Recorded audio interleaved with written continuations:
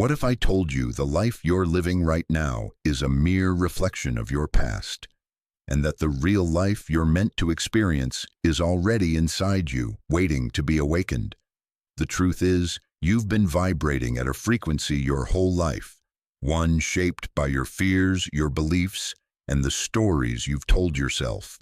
But the moment you shift your frequency, everything changes. The relationships, the opportunities, the success you've been chasing will come to you, not because you forced it, but because you've aligned with your highest self. This isn't just a transformation, it's the final shift, the one that will propel you into a reality beyond your imagination. The last frequency is calling you. Are you ready to listen? Because once you hear it, there's no turning back. Chapter 1. The echo of your true frequency, the power within you. I need to tell you something that might change everything. Right now, in this very moment, you are vibrating, not in the way you might feel your phone buzz in your pocket or the rumble of a passing train. No, this is different. This is deeper. You are emitting a frequency that's as unique to you as your fingerprint, as distinct as your voice in a crowded room. And whether you've been aware of it or not, this frequency has been shaping your entire life. Let me take you back to a moment I witnessed 3 years ago. I was sitting in a small cafe in Portland, watching the rain streak down the windows when I noticed her. A woman, maybe 40, sat alone at a corner table with her hands wrapped around a coffee cup that had long since gone cold. She wasn't doing anything remarkable, just staring out at the street. But there was something about her that caught my attention. She looked like someone standing at the edge of something enormous, someone who could feel the precipice beneath her feet, but couldn't quite see what lay beyond. I didn't know her story then. I didn't know that she had just walked away from a 15-year career that was suffocating her soul. I didn't know that she had ended a relationship that had been comfortable but empty. I didn't know that every single external structure in her life was crumbling and she was terrified. But here's what I could feel, even from across that cafe. Her frequency was shifting. It was like watching someone tune a radio, that moment between stations where everything is static and chaos. But you just know that clarity is coming. You see, that woman was on the verge of her biggest transformation. She just didn't know it yet. Maybe you're feeling something similar right now. Maybe there's a restlessness in your chest, a whisper in your mind that keeps saying, there has to be more than this. Maybe you've been going through the motions, checking all the boxes society told you to check, and yet something feels profoundly, inexplicably off. That feeling, that's your frequency trying to tell you something. Here's the truth that most people never discover. You are not separate from the energy that creates worlds. You are not some powerless observer watching life happen to you. You are a transmitter and a receiver, constantly broadcasting your unique energetic signature out into the universe and drawing experiences back to you that match that exact vibration. Think about it. Have you ever noticed how some days everything just flows? The parking spot opens up right when you need it. The person you've been thinking about calls. Opportunities seem to appear out of nowhere. And then there are other days when nothing goes right, when you feel like you're pushing a boulder uphill, when every door seems to slam in your face. That's not coincidence, that's frequency. But here's what makes this truly extraordinary. Most people live their entire lives completely unconscious of the frequency they're broadcasting. They wake up feeling anxious, so they vibrate anxiety all day and wonder why they keep encountering stressful situations. They carry around limiting beliefs from childhood. I'm not good enough. Money is hard to come by. Love always ends in pain. And these beliefs create a frequency that magnetizes exactly those experiences into their reality. They're tuned to a station they never consciously chose, playing a song they never wanted to hear on repeat for decades. But you're different. You're here right now because some part of you, the deepest, wisest part, knows that you're ready for something more. You're ready to consciously tune into a different frequency, the last frequency, the one that will catapult you into your next evolution. Let me be clear about what I mean by the last frequency. This isn't about reaching some final destination where everything is perfect and you never grow again. No. The last frequency is the transformative vibration that serves as the bridge between who you've been and who you're becoming. It's the frequency that dismantles your old identity and constructs a new one. It's the energetic shift that precedes every major breakthrough in your life. And here's the beautiful, terrifying truth. You're already standing at the threshold of it. You might not feel ready. You might feel scared, uncertain, unworthy. That woman in the cafe felt all of those things.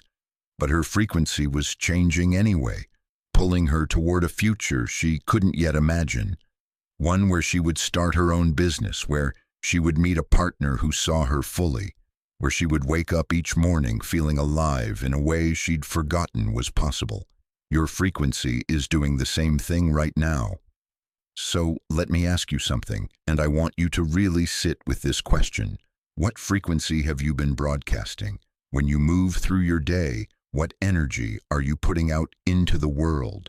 Is it fear or trust, scarcity or abundance, resistance or flow? And more importantly, is that the frequency you want to be broadcasting? Because here's the secret that changes everything. You have the power to change your frequency. You always have. You might not have known how, and that's okay.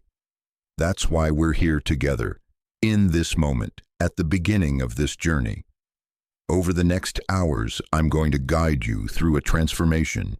We're going to peel back the layers of conditioning, fear, and false belief that have been distorting your true frequency. We're going to tune you into the vibration of your highest self, the version of you that already exists in the quantum field, waiting for you to align with it. This isn't going to be easy. Transformation never is. There will be moments when you want to turn back, when the old frequency feels safer, more comfortable. But I'm asking you, right here at the beginning, to commit to this journey, to trust the process, to trust yourself. Because on the other side of this frequency shift is a life beyond your current imagination, a life where you create with intention, where you attract what you desire, where you step into your power fully, unapologetically, magnificently. That woman in the cafe?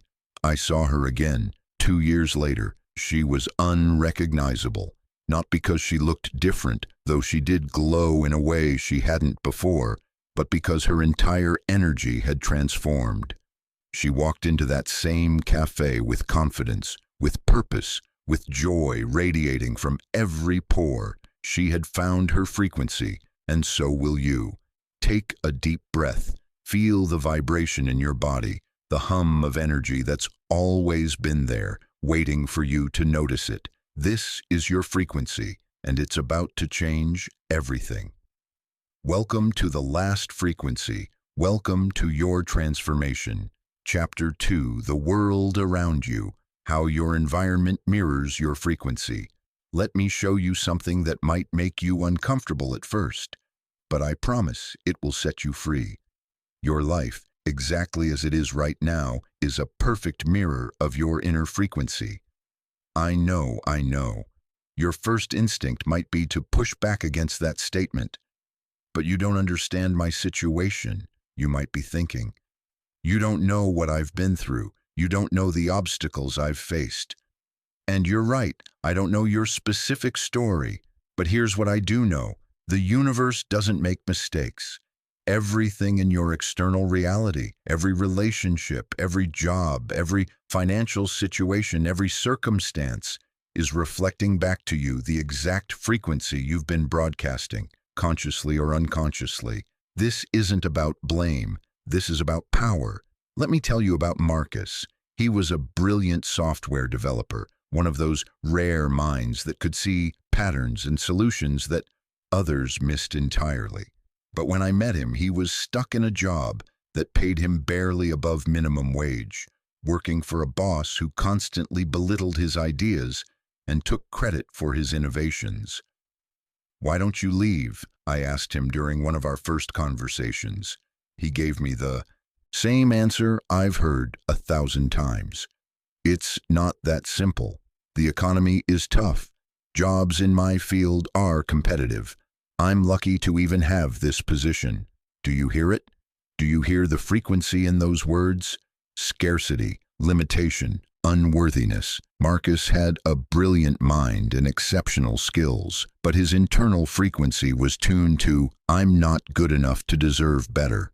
And the universe, being the perfect mirror that it is, kept reflecting that belief back to him in the form of underemployment and disrespect. But here's where it gets interesting. About 6 months into our work together, something shifted. Marcus started changing his internal dialogue. Instead of, "I'm lucky to have this job," he began affirming, "I'm valuable and my skills are in high demand." Instead of accepting disrespect, he started setting boundaries. Instead of hiding his brilliance, he started showcasing it. His external circumstances didn't change immediately. That's not how this works. But his frequency changed, and within 3 months, he received 2 job offers, both paying triple his current salary. Within 6 months, he was leading a team at a Fortune 500 company. Within a year, he was being headhunted by companies that he used to think were out of his league. The universe always reflects back what you're broadcasting. Now, I want you to do something. Look around at your life right now, and I mean really look. Take inventory of 3 major areas: your relationships, your work, and your physical environment. First, your relationships. Who are you spending most of your time with? Are these people who inspire you, challenge you to grow, support your dreams? Or are they people who drain your energy, keep you small, reinforce your limitations? I'm not saying everyone in your life needs to be a cheerleader. Real relationships include conflict and growth. But if you're surrounded by people who constantly tell you why your dreams won't work, who mock your aspirations, who keep you locked in old patterns, that's your frequency manifesting as human relationships. I knew a woman named Sarah who always complained about her toxic friend group. They gossiped constantly, created drama, and brought nothing but stress to her life. "Why do I keep attracting these kinds of people?" she would ask. The answer was uncomfortable, but illuminating, because some part of her was still vibrating at the frequency of drama and gossip. There was a part of her that felt safe in that chaos, that knew how to navigate those waters. It wasn't until she shifted her own frequency, when she stopped participating in the gossip, when she started valuing peace over excitement, when she elevated her own vibration, that those relationships naturally fell away and new, healthier connections appeared. Your relationships are showing you your frequency. Pay attention. Second, your work. Are you energized by what you do? Do you feel valued? Are you compensated fairly for your contributions? Or do you drag yourself to a job you hate, feeling trapped and powerless? I'm not saying you should quit your job tomorrow, though for some of you, that might be exactly what your frequency shift requires. What I'm saying is that your work situation is a direct reflection of how you value yourself, how you see your own worth, what you believe you deserve. If you're working somewhere that doesn't appreciate you, ask yourself, do I appreciate myself? If you're underpaid, ask yourself, do I believe I'm worthy of abundance? If you're bored and unchallenged, ask yourself, am I playing small because I'm afraid of being seen? The answers to these questions reveal your frequency. Third, your physical environment. Walk into your home right now and look around with fresh eyes. Is it cluttered or organized? Is it filled with things that bring you joy or with stuff you're holding onto just in case? Are your walls decorated with images and art that inspire you, or are they bare and lifeless? Your environment is an extension of your internal state. Show me someone with a chaotic, cluttered home, and I'll show you someone with a chaotic, cluttered mind. Show me someone living in a space that feels lifeless and uninspired, and I'll show you someone who's disconnected from their own aliveness. When my friend Jennifer decided to change her frequency, she started with her apartment. She cleared out 15 years of accumulated junk, clothes that didn't fit, gifts she felt obligated to keep, furniture from relationships that had ended. She painted her walls, brought in plants, created a space that felt like a sanctuary rather than a storage unit. "I feel like I can breathe for the first time in years," she told me. And 3 weeks later, she met the man who would become her husband. Coincidence? I don't believe in those anymore. Here's the exercise I want you to do right now. Even if you have to pause this recording to do it. Get a piece of paper or open a note on your phone. Write down these 3 categories: relationships, work, and environment. Under each category, write 3 specific aspects of that area where you feel out of sync with your highest frequency. Be honest. Be specific. Don't judge yourself. Just observe. Maybe under relationships you write, "My best friend constantly complains and drains my energy. I'm in a romantic relationship where I feel unseen. I isolate myself instead of reaching out for support." Maybe under work you write, "My boss doesn't respect my boundaries. I'm paid less than I'm worth. I'm in a career that doesn't align with my passion." Maybe under environment you write, "My home is cluttered and overwhelming. I live in a city that doesn't feel like home. I surround myself with remnants of my past instead of my future." Write it all down, because here's the truth. You cannot change what you don't acknowledge. These areas of misalignment, they're not problems, they're information. They're your frequency giving you a detailed roadmap of exactly where you need to shift. And here's the beautiful part. When you change your frequency, your external world will reorganize itself to match. It has to. It's a law as reliable as gravity. You don't have to force it. You don't have to manipulate circumstances or push doors open. You just have to tune yourself to a different vibration and watch as your reality reshapes itself around your new frequency.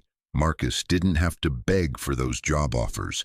Jennifer didn't have to chase down her future husband. Sarah didn't have to stage dramatic breakups with her toxic friends. They simply changed their internal frequency, and the external world had no choice but to mirror that shift. Your world is waiting to reflect your new frequency back to you. So look at what you've written. Really look at it. This is your starting point. This is the life that your old frequency created. Now ask yourself, what would my life look like if I was vibrating at my highest frequency? Who would I be surrounded by? What would I be doing? Where would I be living? Hold that vision. Feel it. Let it begin to tune you to a new station, because the shift is already beginning. Chapter 3. The shift begins recognizing when your frequency changes. There's a moment that comes before every transformation, a precise instant when everything changes, even though on the surface everything looks the same. I call it the quantum shift, that split second when your frequency tips from one vibration to another, when the old pattern breaks and a new one begins to form. Most people miss it entirely. They're so focused on the external circumstances, waiting for something big and obvious to happen, that they don't notice the subtle internal revolution that's already underway. But you're not going to miss it, because I'm going to teach you exactly what to look for. Let me tell you about the night everything changed for me. I was 32 years old, lying in bed at 3 a.m., staring at the ceiling of my tiny apartment. I had just enough money in my bank account to cover next month's rent. My relationship had ended badly, my business was failing. By every external measure, my life was falling apart. And in that moment, something extraordinary happened. I stopped fighting. Not in a defeated way, in a surrendered way. There's a profound difference. For months, I had been gripping so tightly to how I thought my life should look, terrified of the chaos I was experiencing. But in that 3 a.m. moment, I simply let go. I stopped trying to control the collapse. I stopped resisting what was happening. And in that space of surrender, I felt it, a shift, a subtle but undeniable change in my internal vibration. It wasn't loud or dramatic. There were no angels singing, no lightning bolts of clarity. It was more like a tuning fork being struck deep in my chest, a pure, clear note that hummed through every cell of my body. And I knew with absolute certainty that everything was about to change. 3 weeks later, I received an unexpected email that led to the opportunity that transformed my entire career. 6 weeks later, I met someone who would become one of my closest friends and collaborators. 2 months later, I was living in a new city, doing work that set my soul on fire, surrounded by people who genuinely saw and valued me. But the shift, the real shift, happened in that 3 a.m. moment. Everything else was just the external world catching up to my new frequency.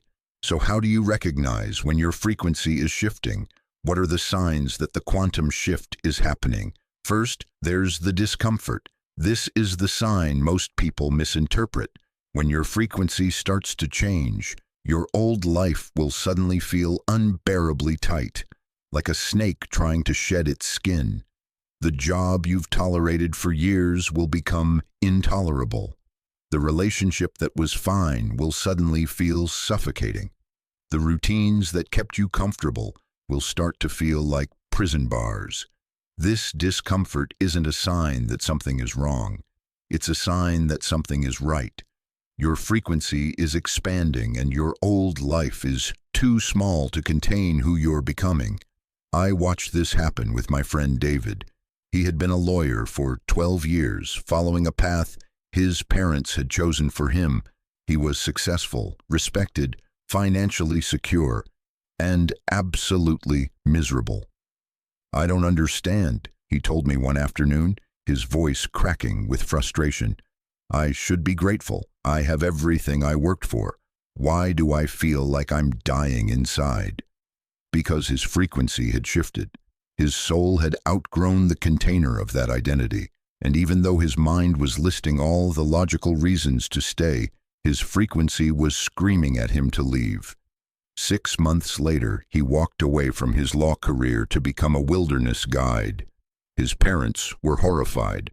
His colleagues thought he was having a breakdown. His bank account took a significant hit. But his frequency was singing. And within a year, he was leading transformational retreats, combining his love of nature with his gift for guiding others through their own wilderness. He had never been happier, never been more aligned, never been more himself. The discomfort was the doorway. Second, there's the synchronicity. When your frequency shifts, the universe starts speaking to you in coincidences.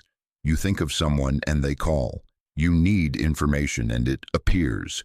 You're struggling with a decision and you overhear a conversation that gives you the answer. These aren't random occurrences. They're your new frequency harmonizing with the field of infinite possibility. Pay attention to these moments. They're breadcrumbs leading you toward your transformation. Third, there's the clarity. Before the frequency shift, you might have felt confused, overwhelmed, paralyzed by options, or trapped by lack of options. But when the shift happens, suddenly you know. It's not that you have all the answers. It's that you have an unshakable knowing about your next step, even if that step doesn't make logical sense. This clarity doesn't come from your thinking mind. It comes from a deeper place, your intuition, your higher self, your soul. It's the voice that speaks in certainties rather than questions, in quiet conviction rather than loud panic. Fourth, there's the courage. This is perhaps the most unmistakable sign. When your frequency shifts, you find yourself doing things that previously terrified you, having difficult conversations, taking risks, standing up for yourself, walking away from what no longer serves you, making choices based on alignment rather than safety. It's not that the fear disappears, it's that something stronger than fear emerges, a knowing that you are supported, a trust in the process, a willingness to leap even when you can't see the net. And fifth, there's the pruning. This is the one that surprises people the most. When your frequency shifts, your life will automatically begin to reorganize. People who were close to you might drift away. Opportunities that once excited you will lose their appeal. Interests that defined you will fade. This isn't loss, this is alignment. Your new frequency is clearing out everything that's not a vibrational match, making space for what is. Let it go. Trust the pruning. You're not losing anything real. You're releasing what was never truly meant for you. I think of Maria, who went through this exact process. As her frequency shifted, her circle of friends contracted dramatically. The people she used to go out with every weekend stopped calling. The group chat fell silent. She felt lonely at first, isolated, like she was doing something wrong.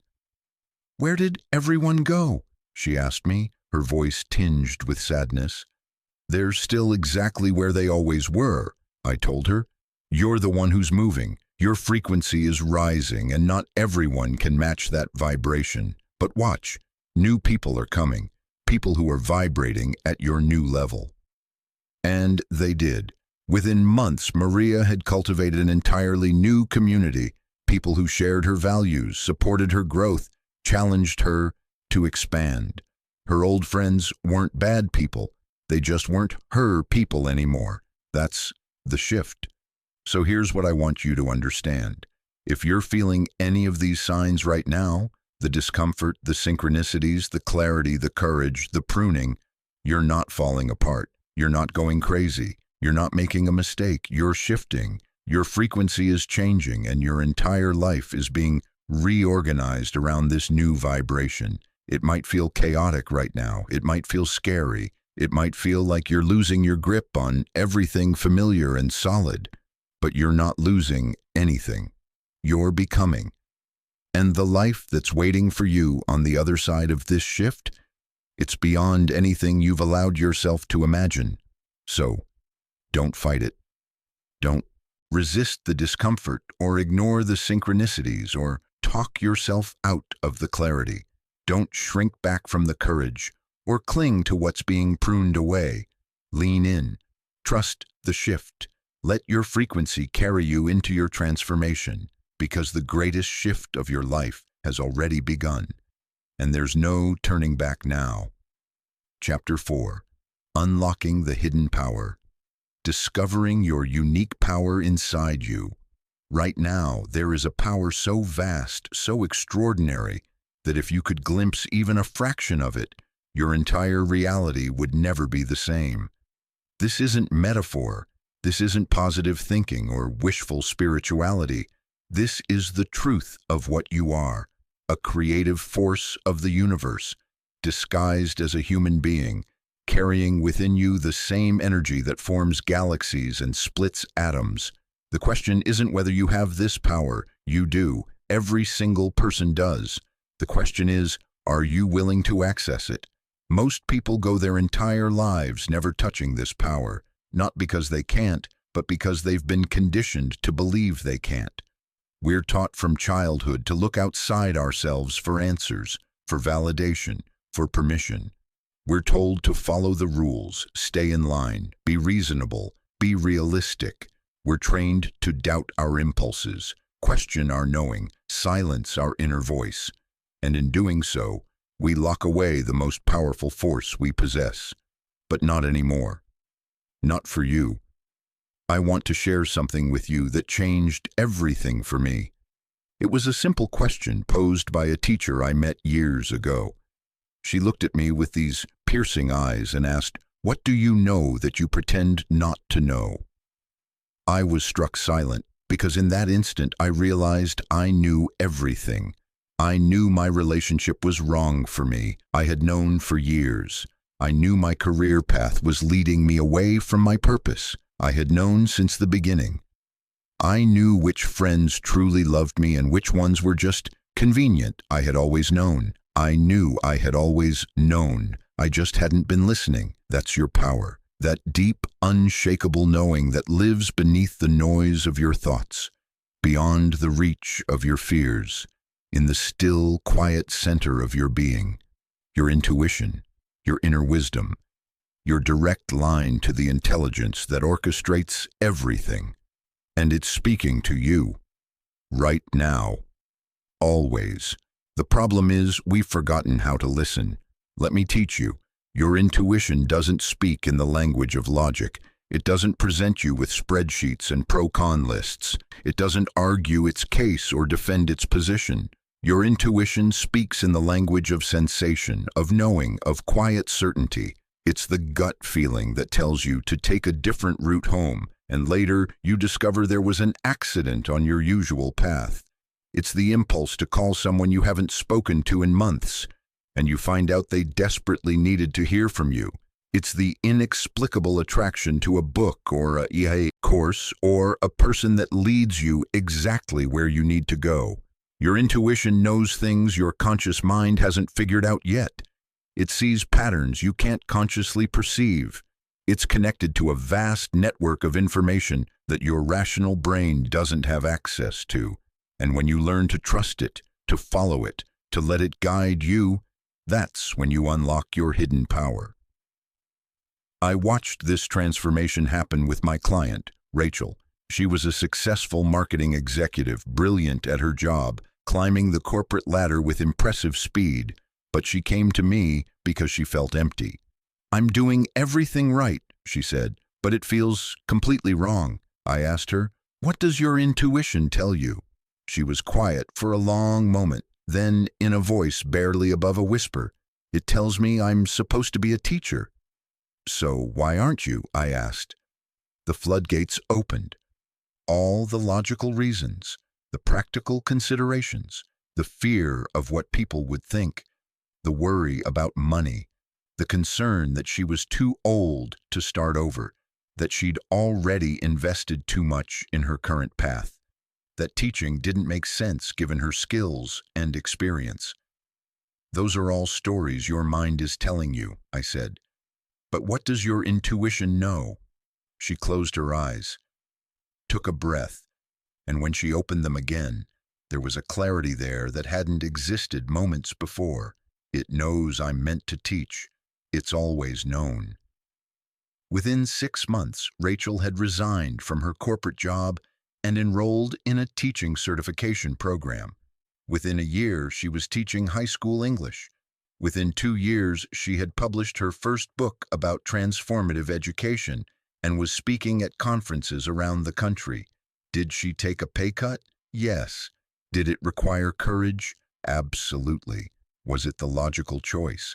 By conventional standards, no. But was it the right choice? Ask Rachel, and she'll tell you it was the only choice, because her intuition knew what her mind couldn't see, that her corporate job was slowly extinguishing her soul, and teaching would ignite it. That's the power of listening to your inner knowing. So how do you develop this? How do you strengthen your connection to your intuition? It starts with stillness. You cannot hear your intuition when your mind is racing, when you're constantly consuming information, when you're filling every moment with noise and distraction. You have to create space, silence, room for that quiet voice to emerge. This doesn't mean you need to meditate for hours every day, though if you're called to that, beautiful. It means creating small pockets of silence throughout your day. 5 minutes in the morning before you look at your phone. A walk without headphones, a drive without the radio, a meal eaten without television or scrolling. In those moments of silence, something extraordinary happens. The chatter of your thinking mind begins to quiet, and beneath it, you start to hear something else. A whisper, a knowing, your intuition, waiting patiently for you to pay attention. And when you hear it, and you will hear it, you have to do something radical. You have to trust it. even when it doesn't make sense, especially when it doesn't make sense. Here's an exercise I want you to try right now. Think of a decision you're currently facing, something you've been going back and forth about, analyzing and overthinking. It could be a career choice, a relationship question, a major purchase, anything where you feel stuck. Now, I want you to stop thinking about it completely. Instead, close your eyes, take 3 deep breaths, and ask yourself, what do I know about this? Not what do I think, not what seems logical, but what do I know? And then, and this is crucial, pay attention to the first thing that arises, not the second thing, not the rational explanation that follows. The very first thing, that flash of knowing before your mind has a chance to interfere. That's your intuition. And here's what I want you to understand. Your intuition is never wrong. It might not always tell you what you want to hear. It might not always lead you down the easiest path, but it is always, always guiding you toward your highest good, toward the version of your life that's most aligned with your true frequency. When you follow your intuition, you align with your power. And when you align with your power, you become unstoppable. Not because everything becomes easy, transformation is rarely easy, but because you're no longer fighting yourself. You're no longer torn between what you know and what you think you should do. You're in integrity, in alignment, operating from your highest frequency, and from that place, you can create anything. This is your hidden power, this deep, ancient knowing that's been with you since before you were born. It's not hidden because it's secret. It's hidden because you've been taught not to look for it, not to trust it, not to value it above the voices of authority and logic and convention. But it's there, right now, humming beneath the surface of your awareness, waiting for you to tune in. So I'm asking you, will you listen? Will you trust? Will you let this power guide you into the life you're meant to live? Because you have everything you need already inside you, the wisdom, the knowing, the power to transform your entire reality. You just have to stop pretending you don't. What do you know that you're pretending not to know? Answer that question honestly and everything changes. Your hidden power isn't hidden anymore. It's time to let it out. Chapter 5. You are already powerful, releasing doubt and fear. I need you to hear something, and I need you to really let it land. You are not becoming powerful. You already are powerful. Right now, in this moment, exactly as you are. Not when you achieve that goal, not when you heal that wound, not when you finally get your life together or figure it all out or become the version of yourself you think you need to be. Right now, you are already powerful. The only thing standing between you and the full expression of that power is the story you've been telling yourself about why you're not. Let me share something vulnerable with you. For years, I walked around feeling like a fraud. I had these big dreams, these visions of what I wanted to create, but I didn't believe I was capable of manifesting them. Every time I got close to a breakthrough, I would sabotage myself. Every time an opportunity appeared, I would find a reason why I wasn't ready for it. I wasn't educated enough. I wasn't experienced enough. I wasn't connected enough. I wasn't healed enough. I wasn't worthy enough. The story was always the same. I'm not enough, and that story, that belief, created my reality, because here's what I didn't understand then, but I absolutely understand now. Your beliefs determine your frequency, and your frequency determines your reality. If you believe you're not powerful, you will vibrate at the frequency of powerlessness, and you will attract experiences that confirm that belief. It becomes a self-fulfilling prophecy. But, and this is the most important but you'll ever hear, the moment you recognize that the belief is just a story, just a frequency you've been tuned to, everything changes, because you can change your frequency. You can rewrite the story. You can step into the truth of your power. Let me tell you about Marcus, different Marcus from before, This one was a young man I met at a workshop I led 3 years ago. He came up to me during the break, nervous energy radiating from him like static electricity. "I want to start my own business," he said. "I have this idea that I know could work, but I'm terrified. What if I fail? What if I'm not capable of pulling it off? What if I'm delusional and this is all a huge mistake?" I looked at him and asked a simple question. "Who told you that you might not be capable?" He blinked, caught off guard. "What do you mean?"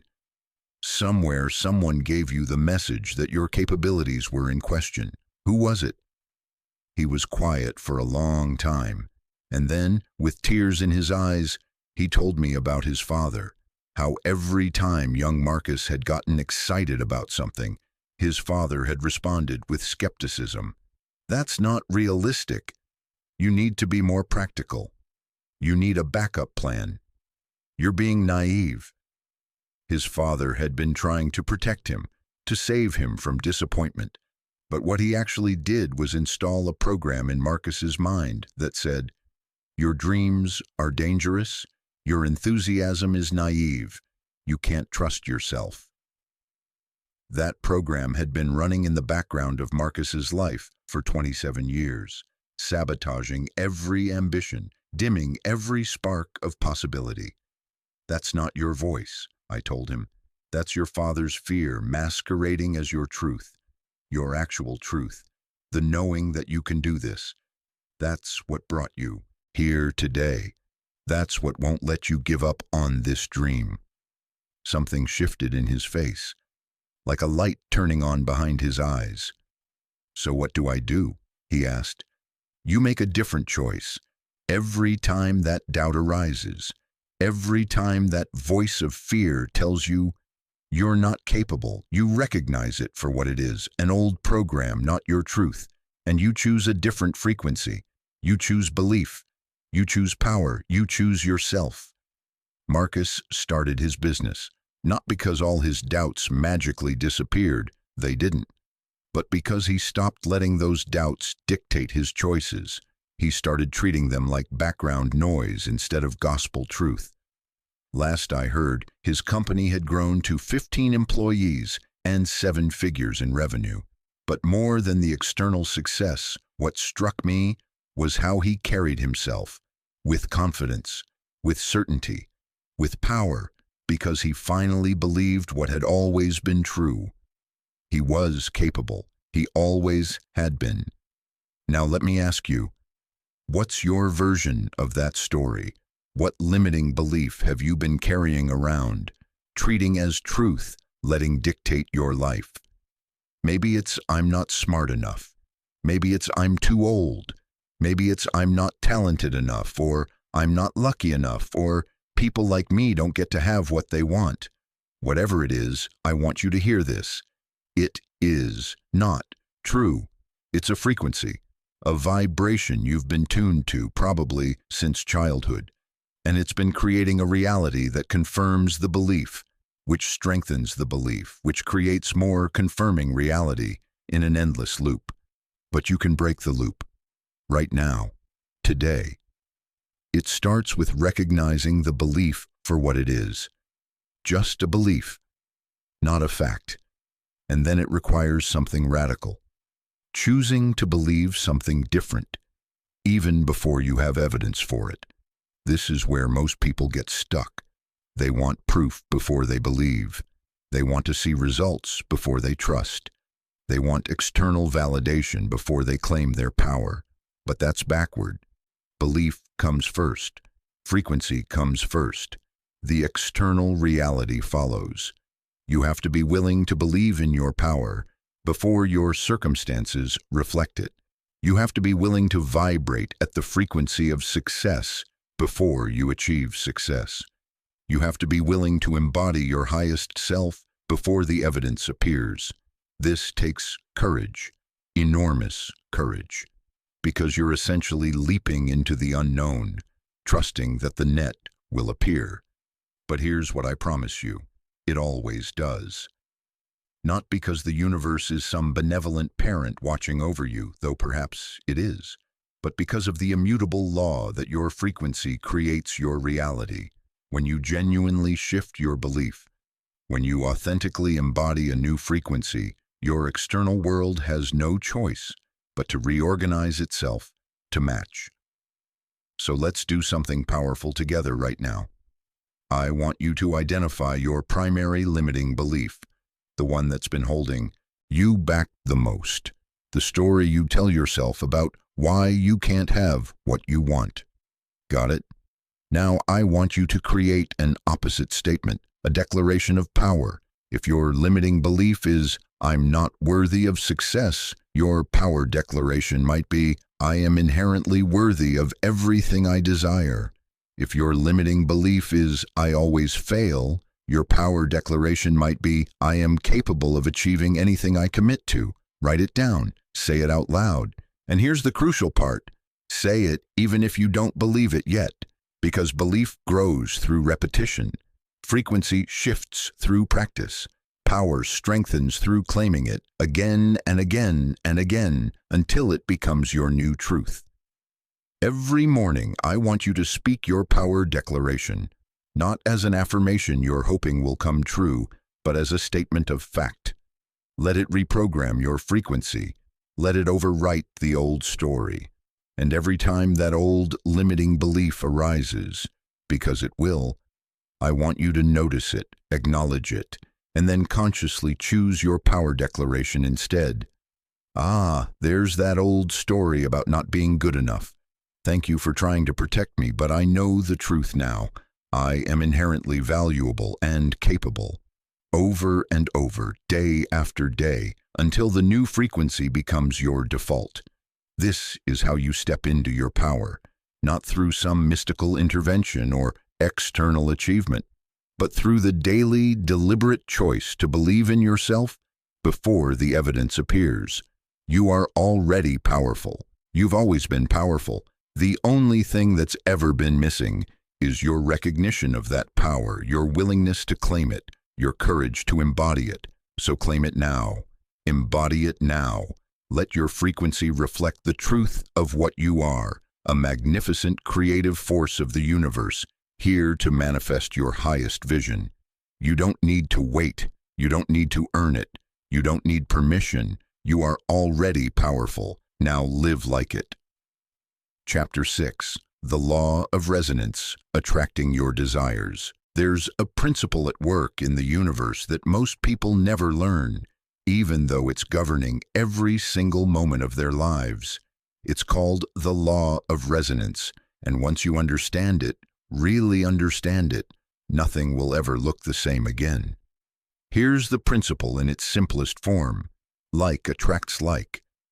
Everything in the universe is vibrating at a specific frequency, including you, including your thoughts, including your desires. And those vibrations seek out matching vibrations, the way a tuning fork causes another tuning fork of the same frequency to vibrate in response. This isn't mystical, this is physics. When you pluck a guitar string, other strings tuned to harmonious frequencies will begin to vibrate on their own.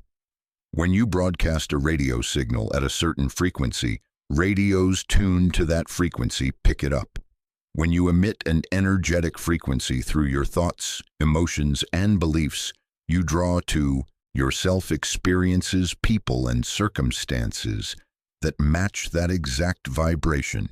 You are a tuning fork, and your life is the symphony of everything that resonates with your frequency. Let me tell you about a woman named Elena. When I met her, she was desperately trying to manifest a relationship.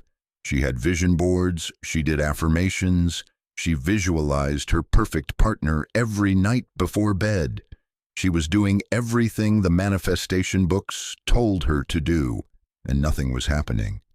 "I don't understand," she told me, frustration evident in every word.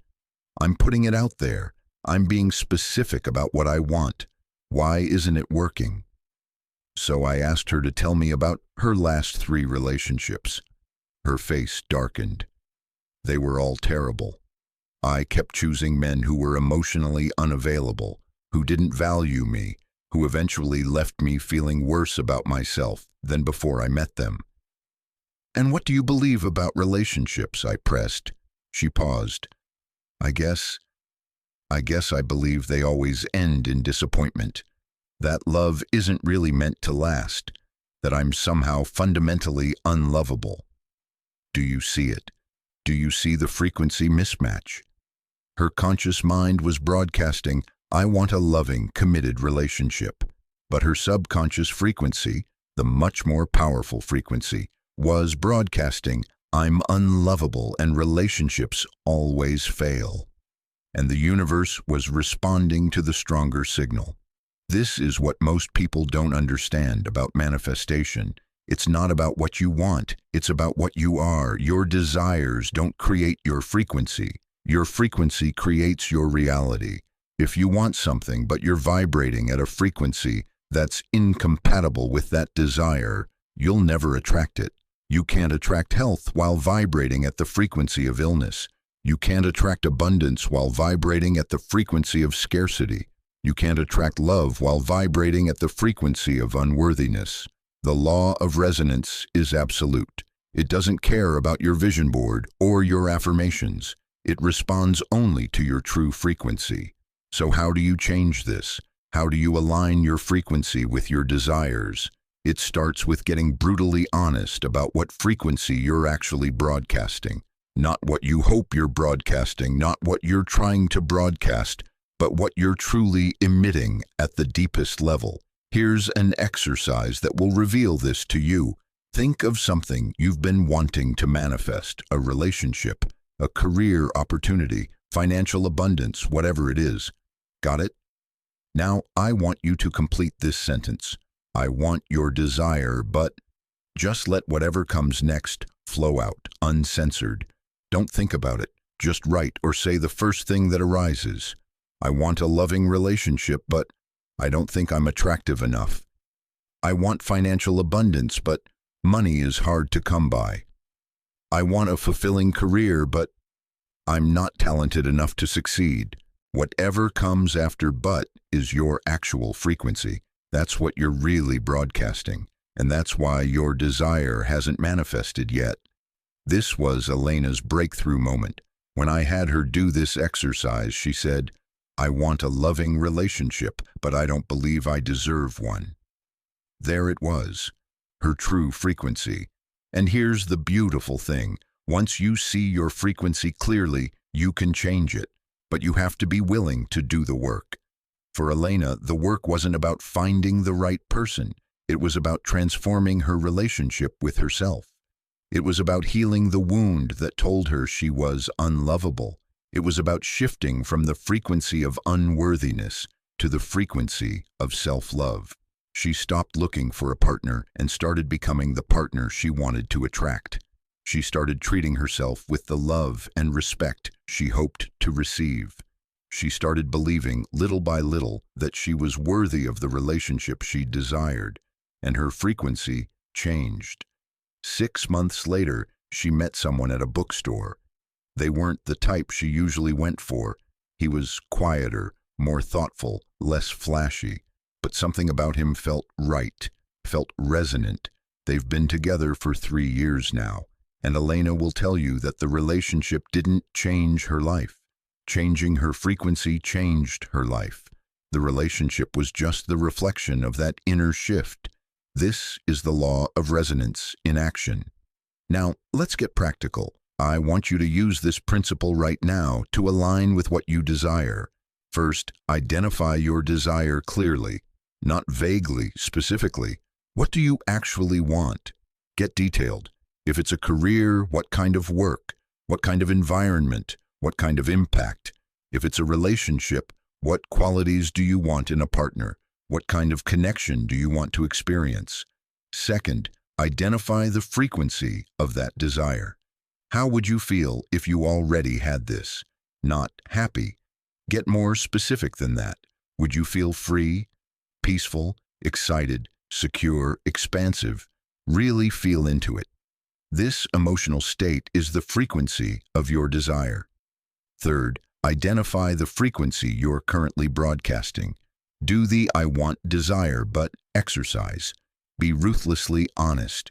What's the belief, the fear, the wound that's broadcasting a contradictory frequency? Fourth, and this is the crucial step, consciously choose to embody the frequency of your desire even before it manifests. This isn't fake it till you make it. This is aligning your energetic state with what you want to attract.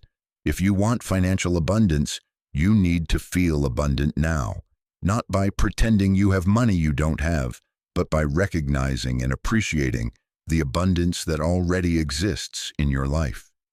The abundance of breath in your lungs, the abundance of possibilities before you, the abundance of resources available to you. Abundance is a frequency, not a bank balance. If you want a loving relationship, you need to feel loved now. Love yourself, love your life, love the people already in your world. Open your heart, become the frequency of love. If you want a fulfilling career, you need to feel fulfilled now. Find fulfillment in whatever work you're currently doing. Find meaning in the journey, not just the destination. Become the frequency of purpose. This is how the law of resonance works. You don't attract what you want. You attract what you are. I know this can feel challenging. How are you supposed to feel abundant when your bank account is empty? How are you supposed to feel loved when you're alone? How are you supposed to feel fulfilled when you hate your job? But that's the work.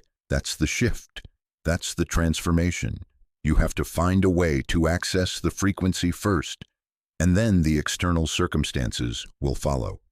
Not because you're denying your current reality, but because you're no longer letting your current reality determine your frequency. Let me give you a visualization exercise that makes this easier. Close your eyes, take 3 deep breaths.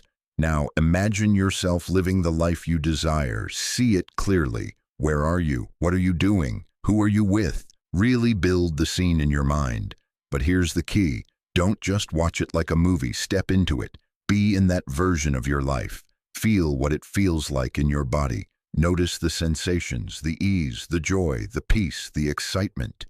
Whatever emotions arise, let yourself fully feel them. This is your desired frequency.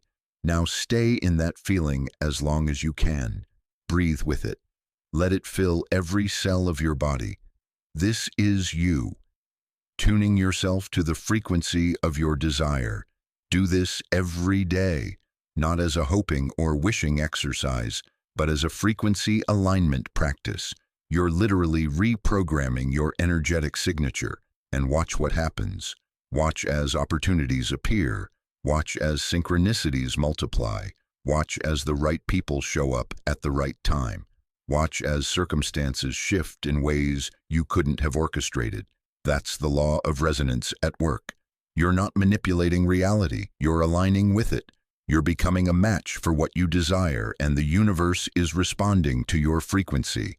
This is how you attract your desires, not by chasing them, but by becoming them. Not by wanting from a place of lack, but by embodying the frequency of already having.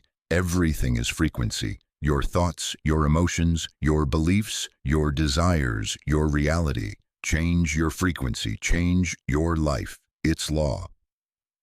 Chapter 7. The frequency of action taking inspired action. Here's where most people get it wrong. They think it's one or the other. Either you raise your frequency and wait for things to come to you, or you take massive action and force things to happen. Either you're spiritual or you're practical. Either you believe in manifestation or you believe in hard work. But that's a false dichotomy. The truth is, transformation requires both. You need to align your frequency and take action. But not just any action, inspired action. Action that's aligned with your new frequency. Action that flows from your highest self, rather than from fear, desperation, or forcing. There's a feeling to inspired action. It's energizing rather than depleting. It feels like opening a door rather than pushing against a wall. It feels like yes rather than should. Let me tell you about James. He had spent 2 years trying to launch a business. He had the vision, the skills, the resources, But nothing was gaining traction. He would work 12, 14, 16-hour days, exhausting himself, pushing harder, and still, the business barely survived. "I don't understand," he told me, his frustration palpable. "I'm doing everything. I'm working harder than anyone I know. Why isn't this working?" I watched him for a moment, and I could feel the energy behind his action. It was frantic, desperate, driven by fear of failure rather than excitement for success. He wasn't taking inspired action, he was taking panicked action. "What if," I said carefully, "you're working hard but in the wrong frequency?" He looked at me like I'd spoken in another language, so I explained. When you take action from a frequency of fear, fear of failure, fear of not being enough, fear of running out of time or money, you're essentially broadcasting lack and limitation into everything you do. And according to the law of resonance, that frequency will attract more experiences of struggle, obstacles, and lack. But when you take action from a frequency of trust, excitement, and alignment, when you're acting because you feel inspired to, because it feels like the next right step, because it lights you up, you're broadcasting abundance and possibility. And that frequency attracts opportunities, support, and flow. Same actions, different frequency, completely different results. James was skeptical, but he was also desperate enough to try something different. I asked him to stop for a week, completely stop working on the business. Instead, I wanted him to focus only on his frequency, to rest, to reconnect with why he started this business in the first place, to remember his vision, to get his energy back. It was the hardest thing he'd ever done. His mind screamed at him that he was wasting time, that he was falling behind, that he should be working, but he committed to the process, and something shifted. By the end of that week, his energy was completely different. The desperation was gone. In its place was a calm certainty, a knowingness. He felt aligned again. When he returned to work, he made different choices. He said no to opportunities that didn't feel right, even though his fear told him he should take anything he could get. He reached out to collaborators from a place of, "I'd love to work with you," rather than, "Please help me, I'm drowning." He made business decisions based on intuition rather than fear, and everything changed. Within 3 months, his business had tripled its revenue. Within 6 months, he had attracted a business partner who brought exactly the skills and resources he'd been struggling without. Within a year, the business that had barely survived for 2 years was thriving beyond his original vision. The difference? Frequency of action. So how do you know if you're taking inspired action versus fear-based action? Inspired action feels expansive. Fear-based action feels constrictive. Inspired action energizes you. Fear-based action exhausts you. Inspired action flows. Fear-based action forces. Inspired action comes from trust. Fear-based action comes from desperation. Inspired action says yes. Fear-based action says should. Here's a simple test. Before you take any significant action, pause and check in with your body. How does this action feel? Does your chest feel open or tight? Does your breathing feel easy or restricted? Does this feel like expansion or contraction? Your body knows the difference between inspired action and fear-based action, even when your mind doesn't. Let me give you another example. Sarah wanted to write a book. She had wanted to write a book for 15 years, but every time she sat down to write, she would spiral into anxiety. What if it's not good enough? What if no one reads it? What if I expose myself and everyone judges me? She would force herself to write anyway, pushing through the fear, and every single word felt like pulling teeth. After months of this tortured process, she had 50 pages that she hated, so she quit. Again, when we worked together, I asked her, "What would writing feel like if you were doing it from inspired action rather than fear-based action?" She closed her eyes, thought about it, and when she opened them, there was a softness there. "It would feel like play," she said quietly, "like I was sharing something valuable, not proving my worth. It would feel like a conversation with a friend, not a performance under scrutiny." "So what if you wrote from that place?" I asked. She looked doubtful. "But I need to be professional. I need to be good enough to get published." "No," I said. "You need to be aligned. The quality will come from the alignment." Sarah started writing again, but this time she wrote only when she felt inspired, only when it felt like play, only when it felt like sharing rather than proving. Some days she wrote thousands of words. Some days she wrote nothing at all. And in 6 months, she had a complete manuscript that she loved. That felt authentic. That was actually undeniably good. She found an agent within weeks of querying. The book sold within months. It's being published next year. Same person, same skills, different frequency of action, completely different outcome. This is what I want you to understand. You don't need to do more. You need to do differently. You need to take action that's aligned with your highest frequency rather than action driven by your lowest fears. So here's your practical guide to taking inspired action. First, get clear on your desired outcome. What are you actually trying to create? Hold that vision. Second, raise your frequency before you act. Don't take action when you're in fear, anxiety, or desperation. Take time to shift your state first. Meditate, move your body, do something that brings you joy. Get yourself into alignment. Third, ask for guidance. This can be prayer, intuition, your higher self, the universe, whatever resonates for you. Ask, what's my next aligned action? Then listen. Fourth, act on what feels like yes, not should, not have to. Yes, the action that makes your chest feel open, the action that excites you, even if it scares you, the action that feels like a next right step rather than a desperate lunge. Fifth, trust the timing. Inspired action doesn't always follow a logical timeline. Sometimes you're called to move fast.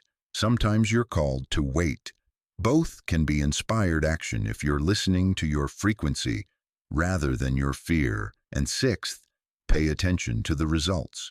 Inspired action will produce flow, synchronicities, and often surprising opportunities. If you're taking action and everything feels like pushing against a closed door, pause. You might be in the wrong frequency. I'm not saying you won't face challenges. Inspired action doesn't mean everything is easy. But there's a difference between the challenge of growth and the struggle of misalignment. Growth challenges energize you even as they stretch you. Misalignment struggles deplete you. Learn to feel the difference. Here's a practice. For the next week, before you take any significant action, pause. Check your frequency. Ask yourself, am I acting from fear or inspiration, from lack or abundance, from forcing or flowing? And then make a choice. If you're in fear, don't act yet. Shift your frequency first. Get yourself into alignment. Then act. You'll be amazed at how much more effective your actions become when they're aligned with your highest frequency. Because here's the truth. The universe doesn't respond to how hard you work. It responds to what frequency you're working in. Work in alignment and you'll accomplish more in 3 months than most people do in 3 years. That's the power of inspired action. That's the frequency that creates miracles. Chapter 8. Reprogramming your mind, shifting your subconscious frequency. I'm about to tell you something that might be hard to hear. Most of the thoughts you think aren't actually yours. They're programs, installed in your subconscious mind before you were old enough to question them. Beliefs about who you are, what you're capable of, what's possible for someone like you. And those programs are running in the background of your life right now, determining your frequency, shaping your reality, creating your future. The question is, are these programs serving you or sabotaging you? Your conscious mind, the part of you that's listening to this right now, makes up only about 5% of your mental activity. The other 95%, that's your subconscious. And your subconscious is basically a recording device. It takes in everything you experience, especially in your formative years, and stores it as truth. If you grew up hearing money doesn't grow on trees, your subconscious recorded scarcity is real. If you were told stop dreaming and be realistic, your subconscious recorded dreams are dangerous. If you felt invisible in your family, your subconscious recorded my presence doesn't matter. And now, decades later, these programs are still running, silently, automatically, determining what you believe is possible, what actions you take, what opportunities you can even perceive. Your subconscious is literally creating your reality based on programming that was installed when you were too young to choose it. But here's the extraordinary news. You can reprogram it.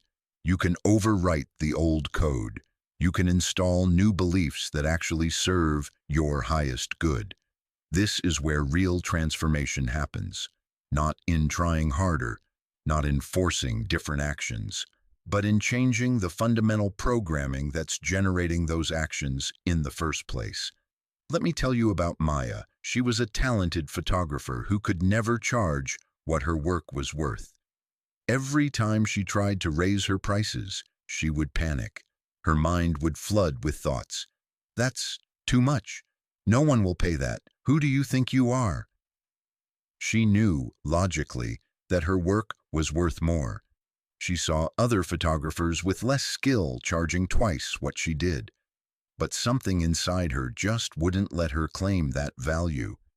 When we dug into it, we found the program. When Maya was 8 years old, her family was going through financial hardship. Her mother would say, almost daily, "We're not the kind of people who have money. We have to be grateful for what we get." Maya's subconscious recorded, "I'm not the kind of person who has money. I shouldn't ask for more than I'm given. Having money isn't for people like me." And for 30 years, that program had been running, keeping Maya in a state of perpetual undercharging, no matter how successful she wanted to be. But once we identified the program, we could reprogram it. Here's how. The first step in reprogramming your subconscious is identification. You have to become aware of the programs that are running, and the easiest way to do this is to look at your results. Whatever you're experiencing in your life right now is a direct reflection of your subconscious programming. If you're struggling financially, there's a scarcity program. If you're lonely, there's an unworthiness or unsafe to connect program. If you're stuck in your career, there's a limitation or I'm not capable program. Your external reality is the printout of your internal programming. So look at the area of your life that's not working and ask yourself, what would I have to believe deep down for this to be my reality? That's your program. For Maya, it was, I'm not the kind of person who has money. Once you've identified the program, the second step is disruption. You can't just install a new program on top of the old one. You have to disrupt the old pattern first. And the way you disrupt it is through conscious awareness.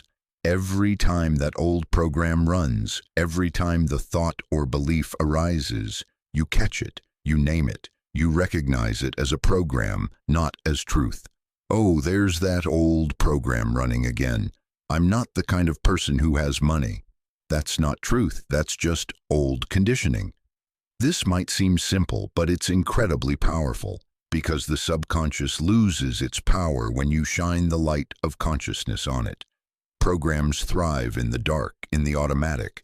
When you bring awareness to them, they begin to weaken. The third step is installation. Once you've disrupted the old program, you install a new one.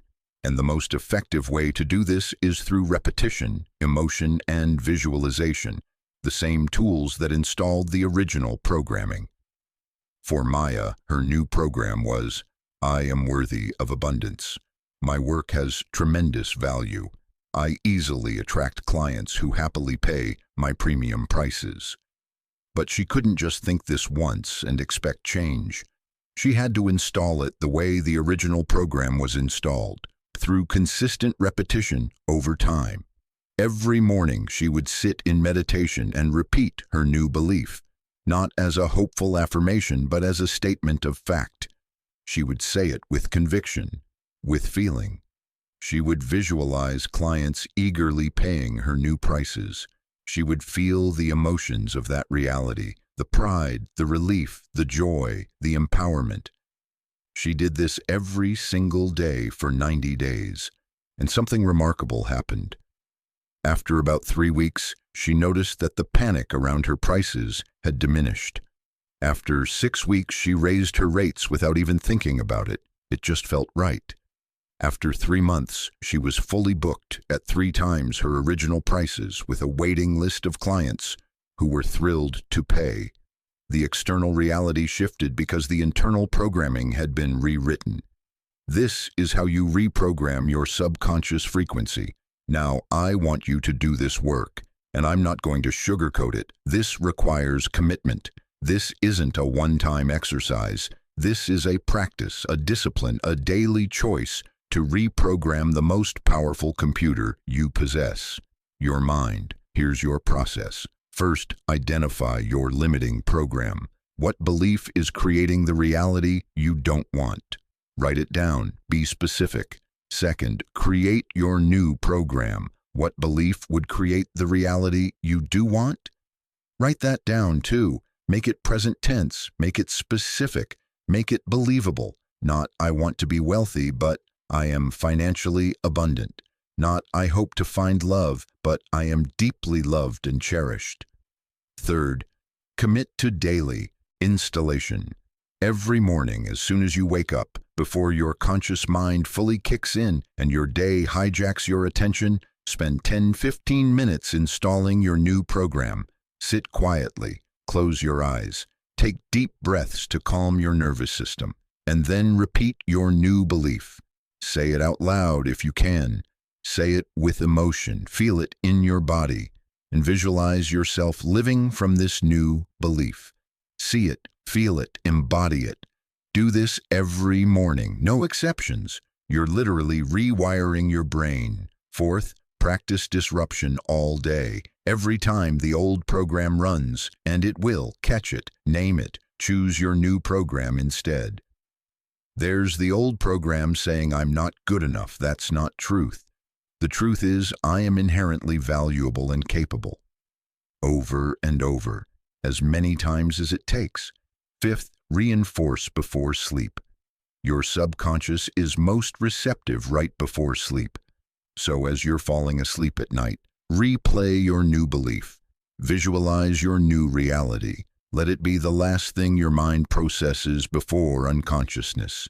This is how you reprogram your frequency at the deepest level.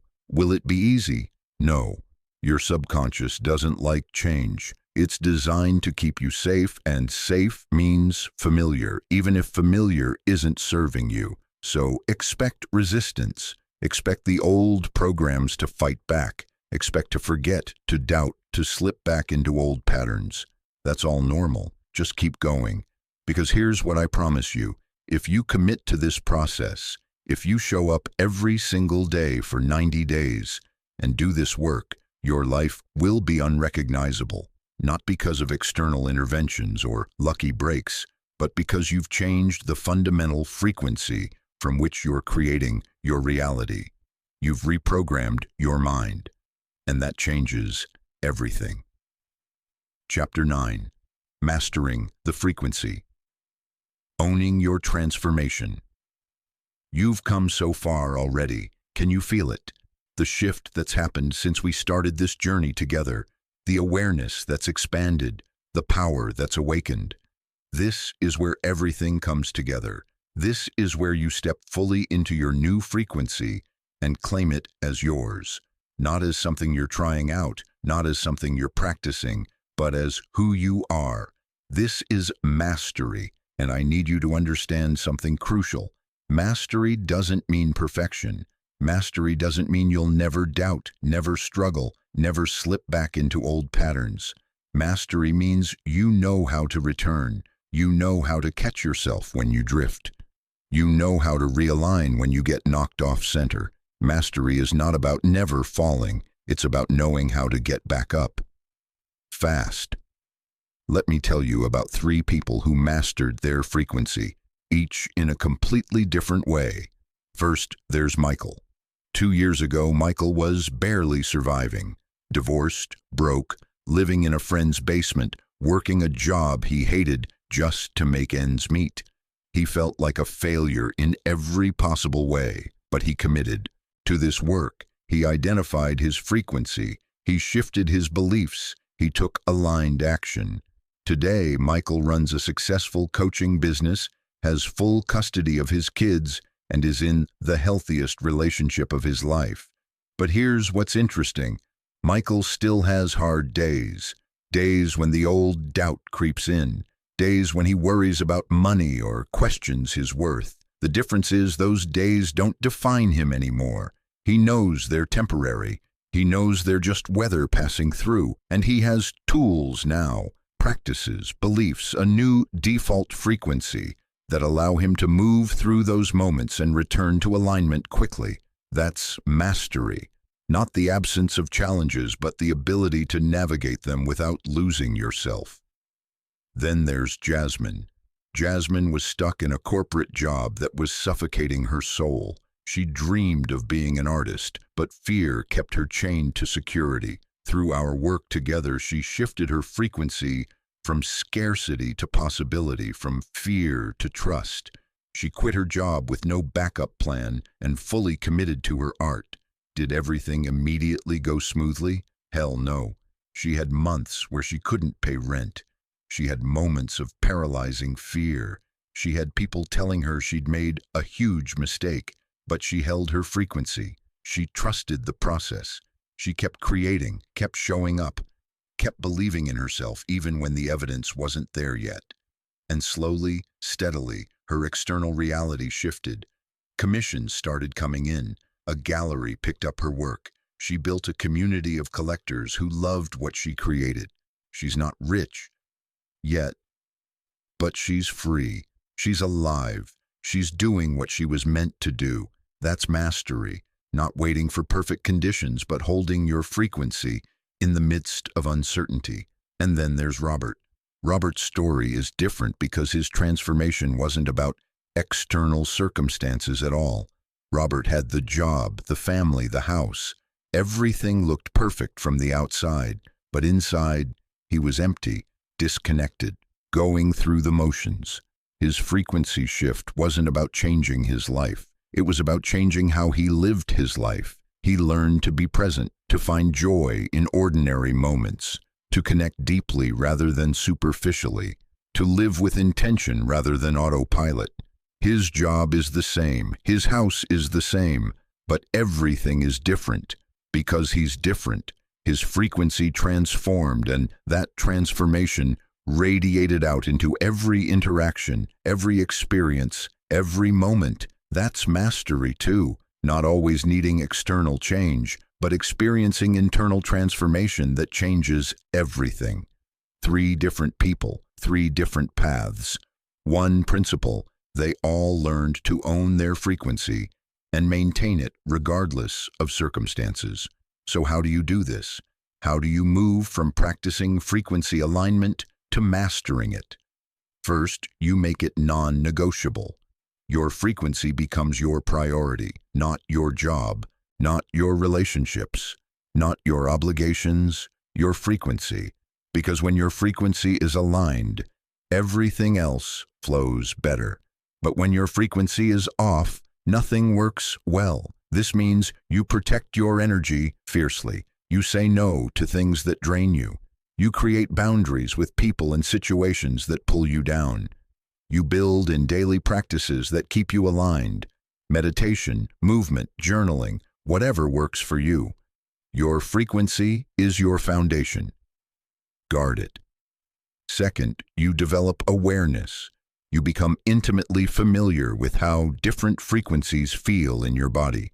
You know what fear feels like versus trust, what resistance feels like versus flow, what you feel like when you're aligned versus when you're off. And you use this awareness as your compass. Multiple times throughout the day, you check in. What frequency am I in right now? Is this where I want to be? If not, what needs to shift?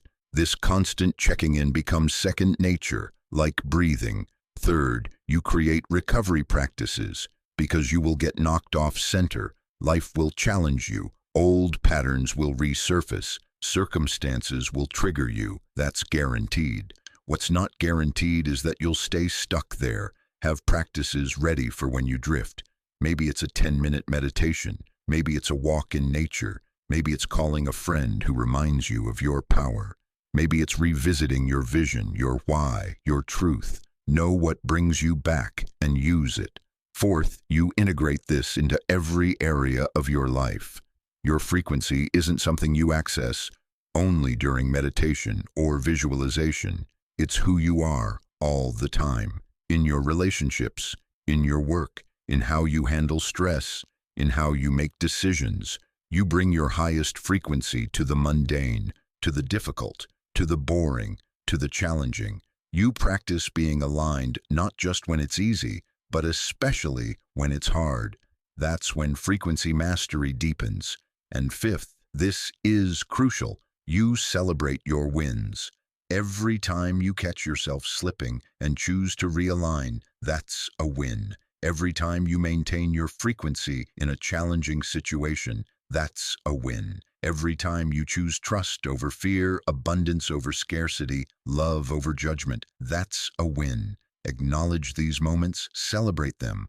Let them reinforce the new neural pathways you're building, because what you celebrate, you amplify. Here's what I want you to know. You don't have to wait to be fully transformed before you claim mastery. Mastery is available to you right now. It's not a destination you arrive at. It's a practice you commit to. And every single time you choose alignment, you're mastering your frequency. Every single time you catch a limiting belief and choose an empowering one instead, you're mastering your frequency. Every single time you take inspired action despite fear, you're mastering your frequency. Every single time you trust the process, even when you can't see the results yet, you're mastering your frequency. You're not becoming a master. You are a master, learning to embody that mastery more fully, more consistently, more powerfully. This is your transformation. Own it, not tentatively, not with a backup plan, not with one foot in and one foot out, fully, completely, unapologetically. You are not the same person who started this journey. You've shifted, you've expanded, you've aligned with a higher frequency of yourself. And that version of you, the one who's emerged through this work, that's who you are now. So live like it, decide like it, act like it, speak like it, show up like it. Master your frequency by claiming it as yours. Because here's the truth, the universe doesn't respond to who you're trying to become. It responds to who you're being right now. Be the master. Be the frequency you want to experience. Be the transformation you've been seeking. It's not coming to you. It is you. Own it. Chapter 10. The frequency of the future, manifesting the next chapter of your life. Close your eyes for a moment. No, really. If you're in a place where you can do this safely, close your eyes, take a deep breath, and feel into the future. Not the future your logical mind has planned out. Not the safe, predictable future that's just a slightly better version of your present. The real future. The one your soul is calling you toward. The one that makes your heart race and your palms sweat, and every cell in your body say, yes. Can you feel it? That electric possibility? That's your future frequency calling. And here's what I need you to understand. That future isn't just possible, it's inevitable.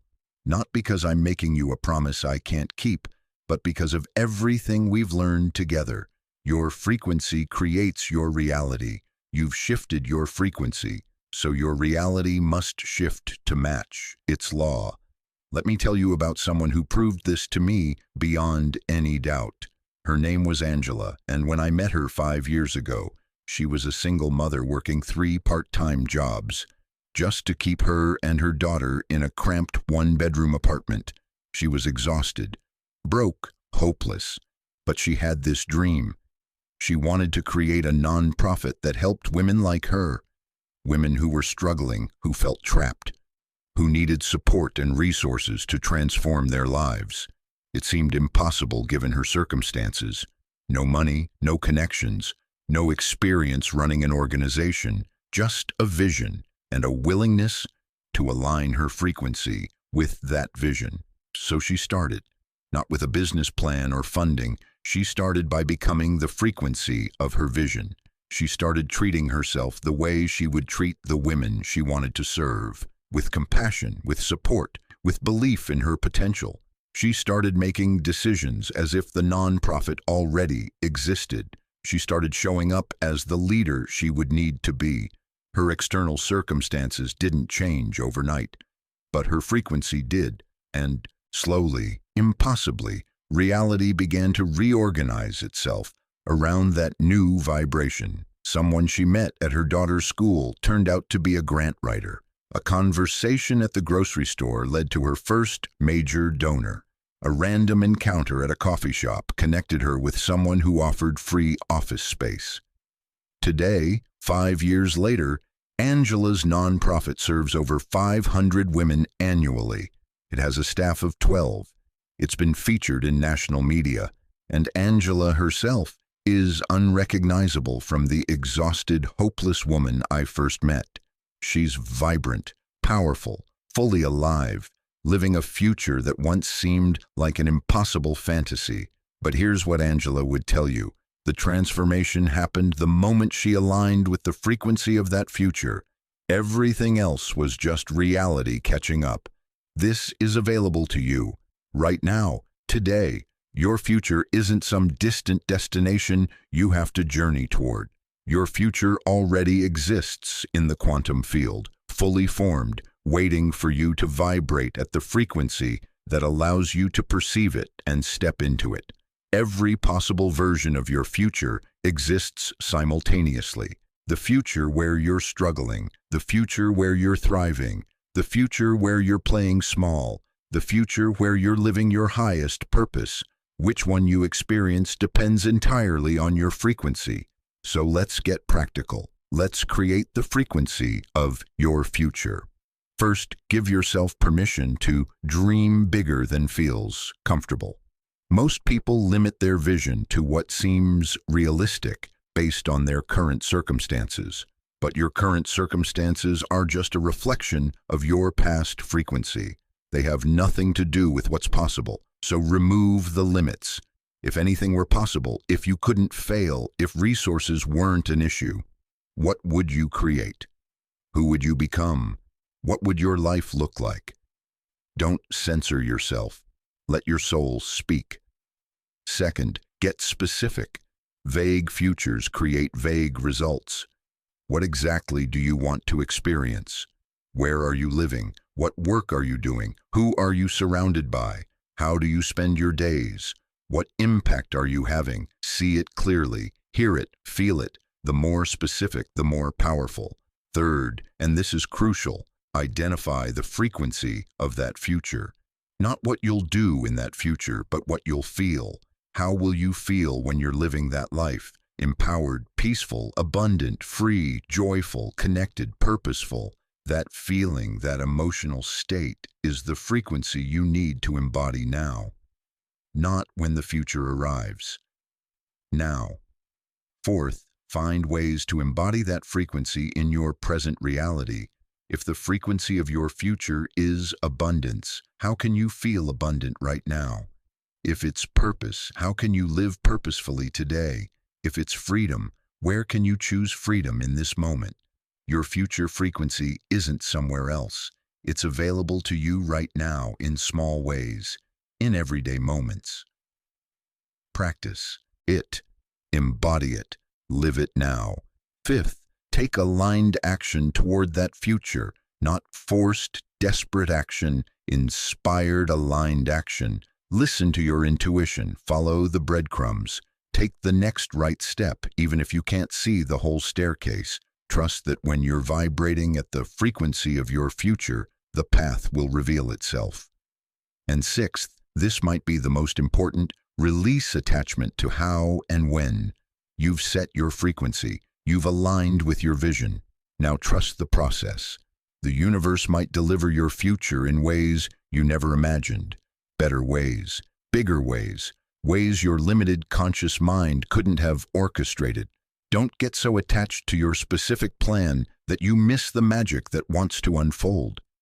I want to leave you with this. You are standing at the threshold of the most extraordinary chapter of your life. Everything that's happened up until now, every challenge, every lesson, every moment of growth has been preparing you for this. You've learned to recognize your frequency. You've learned to shift it. You've learned to harness it.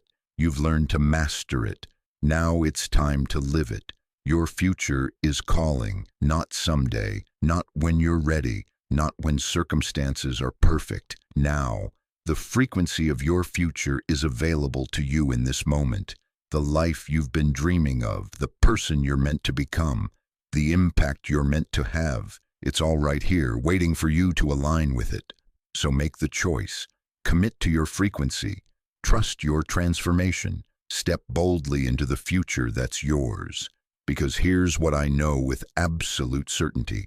You didn't come this far to stay where you are. You didn't do this work to create a slightly better version of your current life. You came here to transform, to evolve, to become. And you're ready. The last frequency, the one that will catapult you into your next evolution, you've found it. You've embodied it. You've mastered it. Now live it. Create the future you were born for. And watch as reality bends to match your frequency.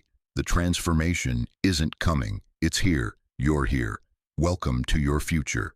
Chapter 11, Breaking Through, Overcoming Resistance to Change. Listen to me. Right now, in this moment, you're about to face the most dangerous part of this entire journey. Not the beginning when everything felt new and exciting. Not the middle when you were learning and practicing. But right here, right now, when you're on the verge of real, lasting transformation. This is when the resistance comes. And it will come. It always does.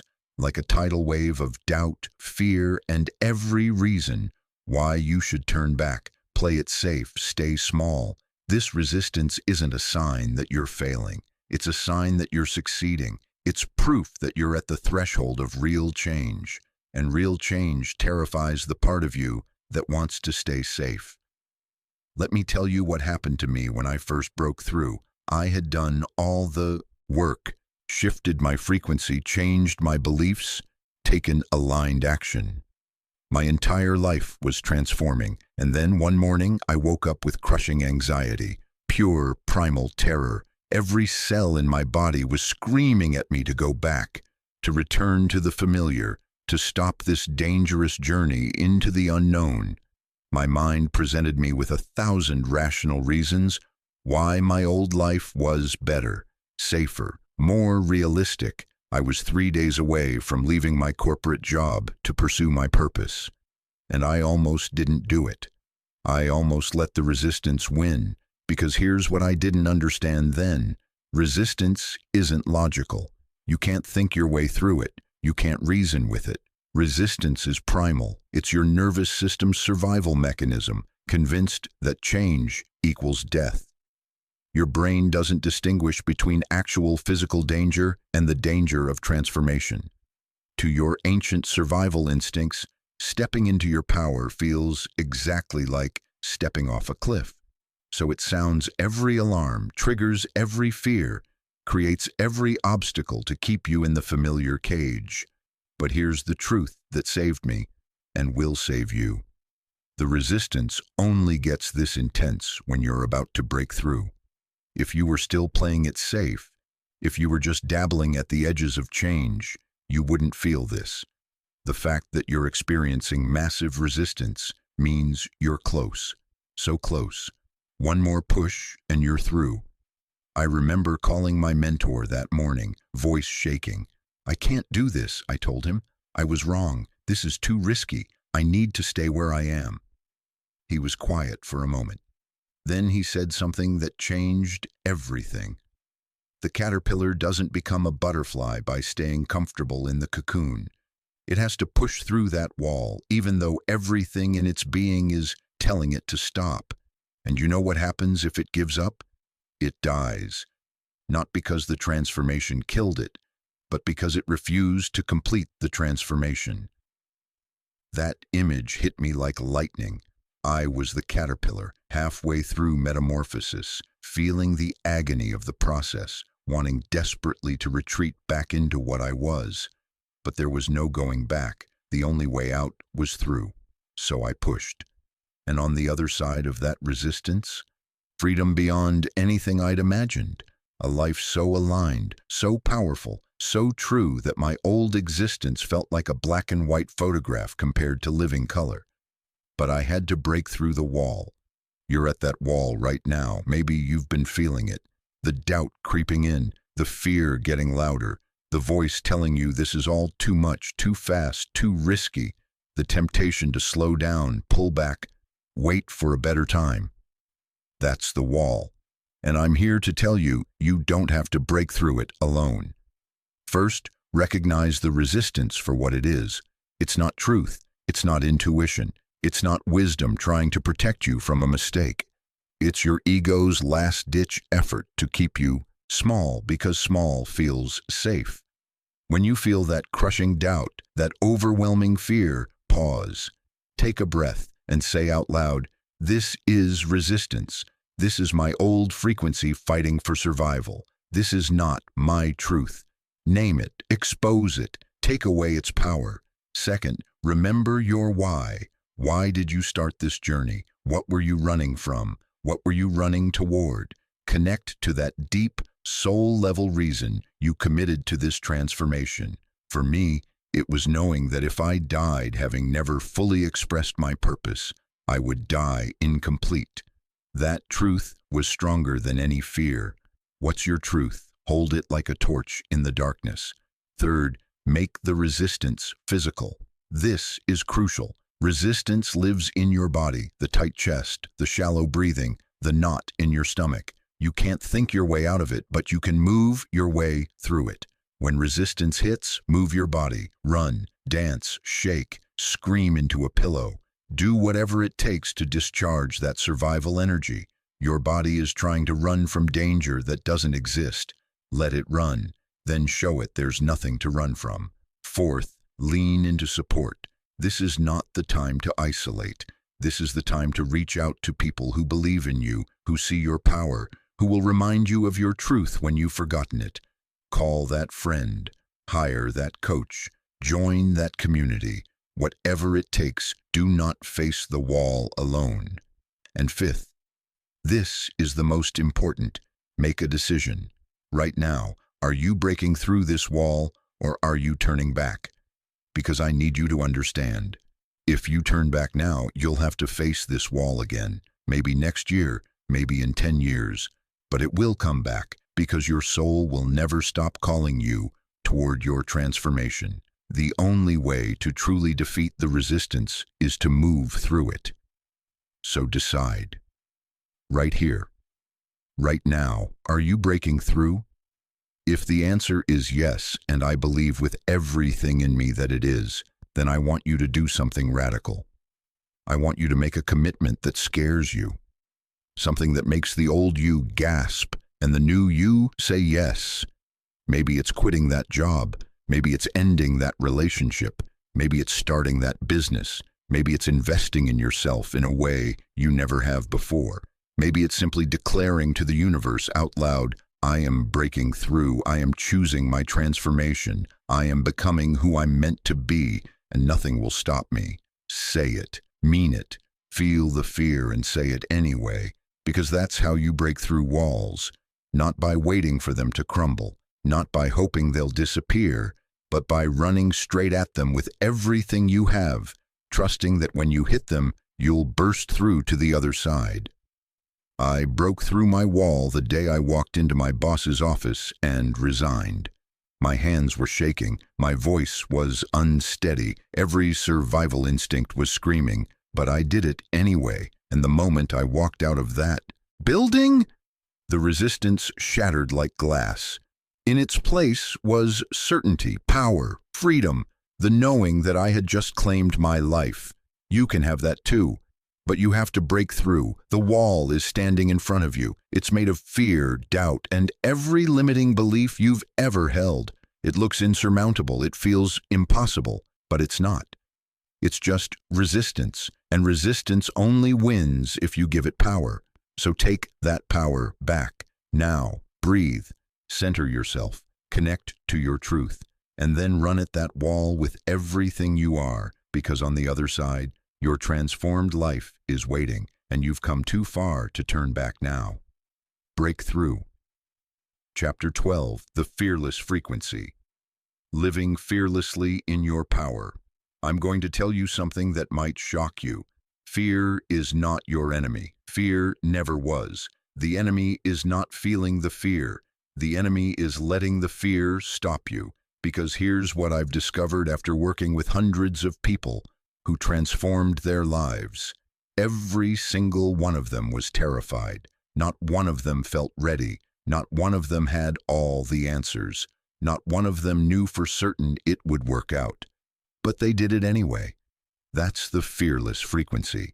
Not the absence of fear. The presence of courage that's stronger than fear. Let me take you into a moment that defined my entire understanding of fearlessness. I was standing backstage, about to speak to an audience of 2,000 people, my first major keynote, and I was paralyzed. My heart was racing so fast I thought I might pass out. My hands were trembling. My mind was spiraling. You're not qualified for this. You're going to fail. Everyone will see you're a fraud. This is a terrible mistake. I turned to leave. Actually, turned around, ready to walk out the back door and disappear. And then I heard my mentor's voice in my head, something she'd said weeks earlier. Fear means you're at the edge of your current identity. The bigger the fear, the bigger the transformation waiting on the other side. I stopped, took a breath, and made a different choice. I didn't try to get rid of the fear. I couldn't. It was screaming through every nerve. Instead, I did something radical. I took the fear with me. I walked onto that stage shaking, voice unsteady, knees weak. I acknowledged it right there in front of 2,000 people. I'm terrified right now.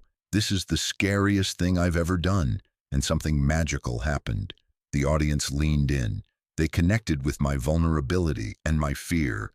It transformed into energy. Raw, electric, powerful energy that fueled the most authentic, impactful talk I'd ever given. That's when I understood. The fearless frequency isn't about eliminating fear. It's about becoming someone who feels the fear and chooses power anyway. Let me tell you about 3 people who taught me what true fearlessness looks like. First, there's David.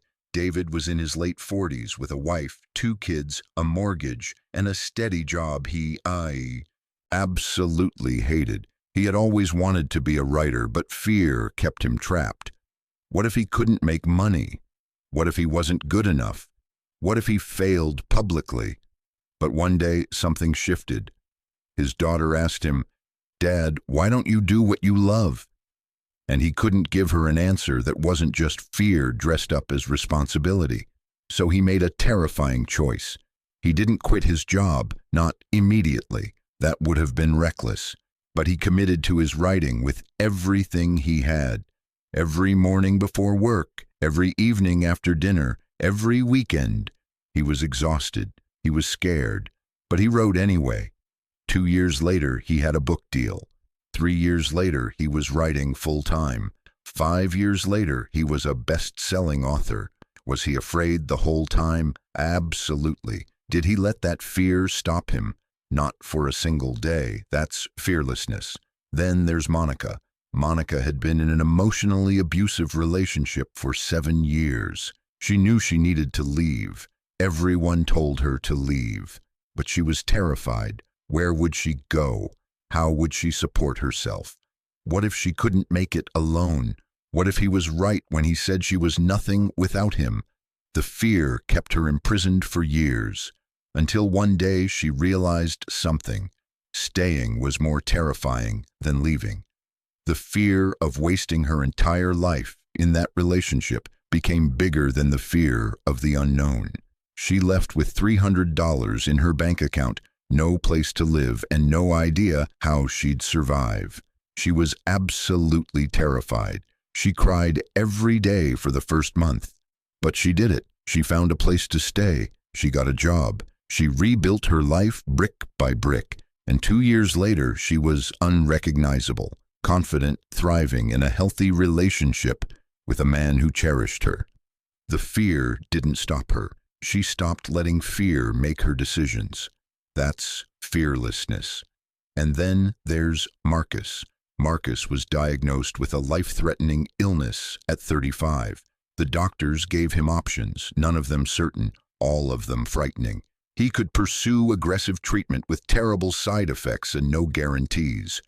Or he could try alternative approaches that might not work. He was paralyzed with fear. Every choice felt like the wrong choice. Every path led through uncertainty, until he realized there was no path without fear. There was no choice that felt safe. So instead of trying to find the fearless option, he chose the option that felt most aligned with who he was and what he believed. He pursued an integrated approach, Western medicine combined with alternative therapies, dietary changes, and deep spiritual work. Was he afraid every single day? Yes. Did he know if it would work? No. But he made peace with the fear. He stopped waiting for certainty that would never come. He chose his path and walked it with his whole heart, even though his hands were shaking the entire time. 5 years later, he's in complete remission, and he'll tell you that the illness wasn't the real transformation. The transformation was learning to live fully in the presence of fear.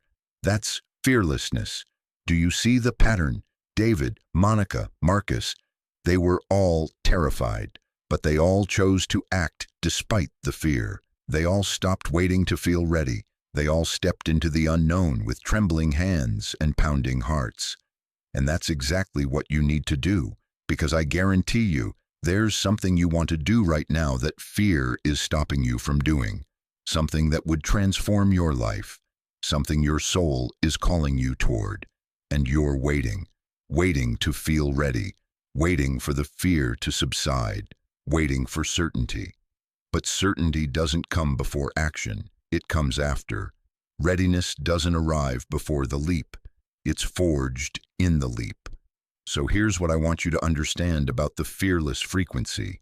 You access it not by getting rid of fear, but by choosing to vibrate at a frequency that's stronger than fear. Love is stronger than fear. Purpose is stronger than fear. Truth is stronger than fear. Commitment is stronger than fear. When you connect to something bigger than your fear, when you connect to your why, your purpose, your deepest truth, that connection creates a frequency that can carry you through anything. So let me ask you, what are you afraid of right now? What's the thing that keeps showing up in your mind? The dream that won't let you go, the change you know you need to make. And what's the fear stopping you? Fear of failure, fear of judgment, fear of loss, fear of the unknown. Name it, write it down, look at it clearly. Now ask yourself, on my deathbed, looking back at my life, will I regret letting this fear win? If the answer is yes, and I believe it is, then you already know what you need to do. You need to feel the fear and do it anyway. You need to stop waiting for courage to arrive and realize that courage isn't the absence of fear. It's the decision to move forward despite it. You need to step into the fearless frequency, which means becoming someone who acknowledges fear, honors it, and then chooses power anyway. Here's your practice. Every time fear arises, and it will arise, instead of running from it or trying to eliminate it, do this. Place your hand on your heart. Take 3 deep breaths and say, I feel fear. I honor this fear, and I choose to move forward anyway. I am more powerful than this fear. My purpose is bigger than this fear. My truth is stronger than this fear. Then take one action, just one, the next aligned step. Even if your hands are shaking, even if your voice is unsteady, even if you're terrified, do it scared, do it uncertain, do it imperfectly, but do it. Because that's how you step into the fearless frequency, not by conquering fear, but by refusing to let fear conquer you. You are more powerful than you know, braver than you believe, stronger than any fear that's trying to hold you back. So feel the fear, honor it, thank it for trying to protect you, and then step into your power anyway. The fearless frequency is calling. Answer it. Chapter 13. Unlocking infinite possibilities, living in alignment. Stop for a moment, right now, and feel into this truth. You are not limited, not by your past, not by your circumstances, not by your education, your age, your resources, or any other excuse your mind has been using to keep you small. You are an infinite being, temporarily experiencing limitation. And the moment you truly align with your highest frequency, those limitations dissolve like mist in sunlight. I know this sounds like spiritual bypassing. I know it sounds like naive optimism, but I've seen it too many times to dismiss it. I've watched people shatter every limitation they believed was real, simply by aligning with their true frequency, and I'm about to show you how. Let me tell you about Sarah. When I met her, she was 53 years old, working as a cashier at a grocery store, barely making ends meet. She had no college degree, no special skills, no connections, no savings, and she had a dream that everyone told her was ridiculous. She wanted to become a therapist. "At my age," she said, laughing bitterly, "with my background, do you know how many years of school that would take? How much it would cost? It's impossible." I asked her, "Is it impossible or is it just unlikely given your current frequency?" She stared at me. "What's the difference?" Impossible means there's no reality in which it can happen. Unlikely means your current vibration isn't aligned with that reality yet. One is absolute, the other is changeable. Something shifted in her eyes. We worked together for 6 months, not on applications or strategies or practical plans, on her frequency, on her belief about what was possible for someone like her, on her identity as a powerful creator rather than a victim of circumstance. And here's what happened. 3 months into our work, a customer at the grocery store struck up a conversation with her. Turned out, this customer was the dean of a local university. She was so impressed by Sarah's insight and compassion that she mentioned a new scholarship program for non-traditional students pursuing mental health degrees. Sarah applied, got in. Full scholarship. Today, 4 years later, Sarah has her master's degree in counseling and runs a thriving practice specializing in working with older adults, people who, like her, think it's too late to transform their lives. She proves to them every day that it's not. Was this luck? Coincidence? No. This was alignment. Sarah shifted her frequency from impossible to possible, and reality reorganized itself to match. This is what happens when you truly align. Possibilities that were invisible become visible. Doors that were closed swing open. Resources you didn't know existed appear exactly when you need them, not because the universe is granting wishes, but because you've tuned yourself to a frequency where you can perceive and receive what was always available. Think of it like this. Radio waves for thousands of stations are passing through the room you're in right now, but you only hear the one your radio is tuned to. The other stations aren't less real. They're just imperceptible to your current frequency. Your life is the same. Infinite possibilities exist right now. Infinite paths, infinite potentials. But you can only perceive and access the ones that match your current frequency. Most people are tuned to the station of limitation, so that's all they see. Obstacles, closed doors, reasons why things won't work. But when you tune yourself to the frequency of possibility, everything changes. Let me give you another example. There's a man I know named Tom who wanted to travel the world, but believed he couldn't because he had responsibilities, a job, a mortgage, obligations. He had tuned himself to the frequency of "I'm trapped." But then something shifted. He started asking different questions. Not "why can't I," but "how can I?" Not "what's stopping me," but "what's possible." His frequency changed from limitation to possibility, and suddenly, he started seeing options he'd never noticed before. He discovered he could work remotely. He found a tenant for his house. He realized his obligations were mostly just habits and fears disguised as necessity. Within 6 months, he was living in Thailand, working from his laptop, having the adventure he'd convinced himself was impossible. The possibilities were always there. He just wasn't tuned to the frequency where he could see them. This is what I want you to understand. Your current life is not the extent of what's possible for you. It's just the extent of what you've been able to perceive from your current frequency. But you're not stuck at that frequency anymore. You've been shifting throughout this entire journey. You've been expanding. You've been tuning yourself to higher and higher stations. And from this new frequency, you can see possibilities that were invisible before. So here's what I want you to do. I want you to get quiet, close your eyes, take several deep breaths. And from this expanded state, I want you to ask yourself, if I were truly aligned with infinite possibility, what would be available to me that I've been telling myself isn't? Don't filter, don't judge, don't let your logical mind interfere. Just let answers arise. Maybe it's that business idea you dismissed as too risky. Maybe it's that relationship you thought was out of your league.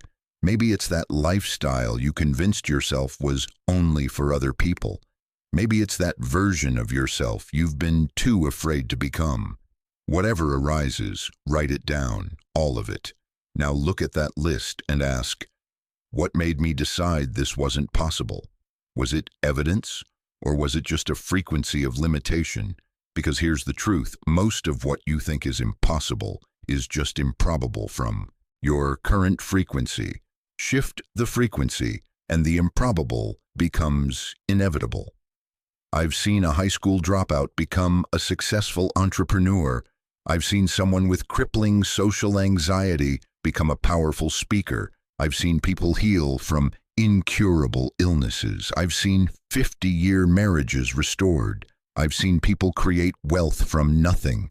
I've seen transformations that defy every logical explanation. Why? Because they aligned with a frequency of possibility where those outcomes already existed.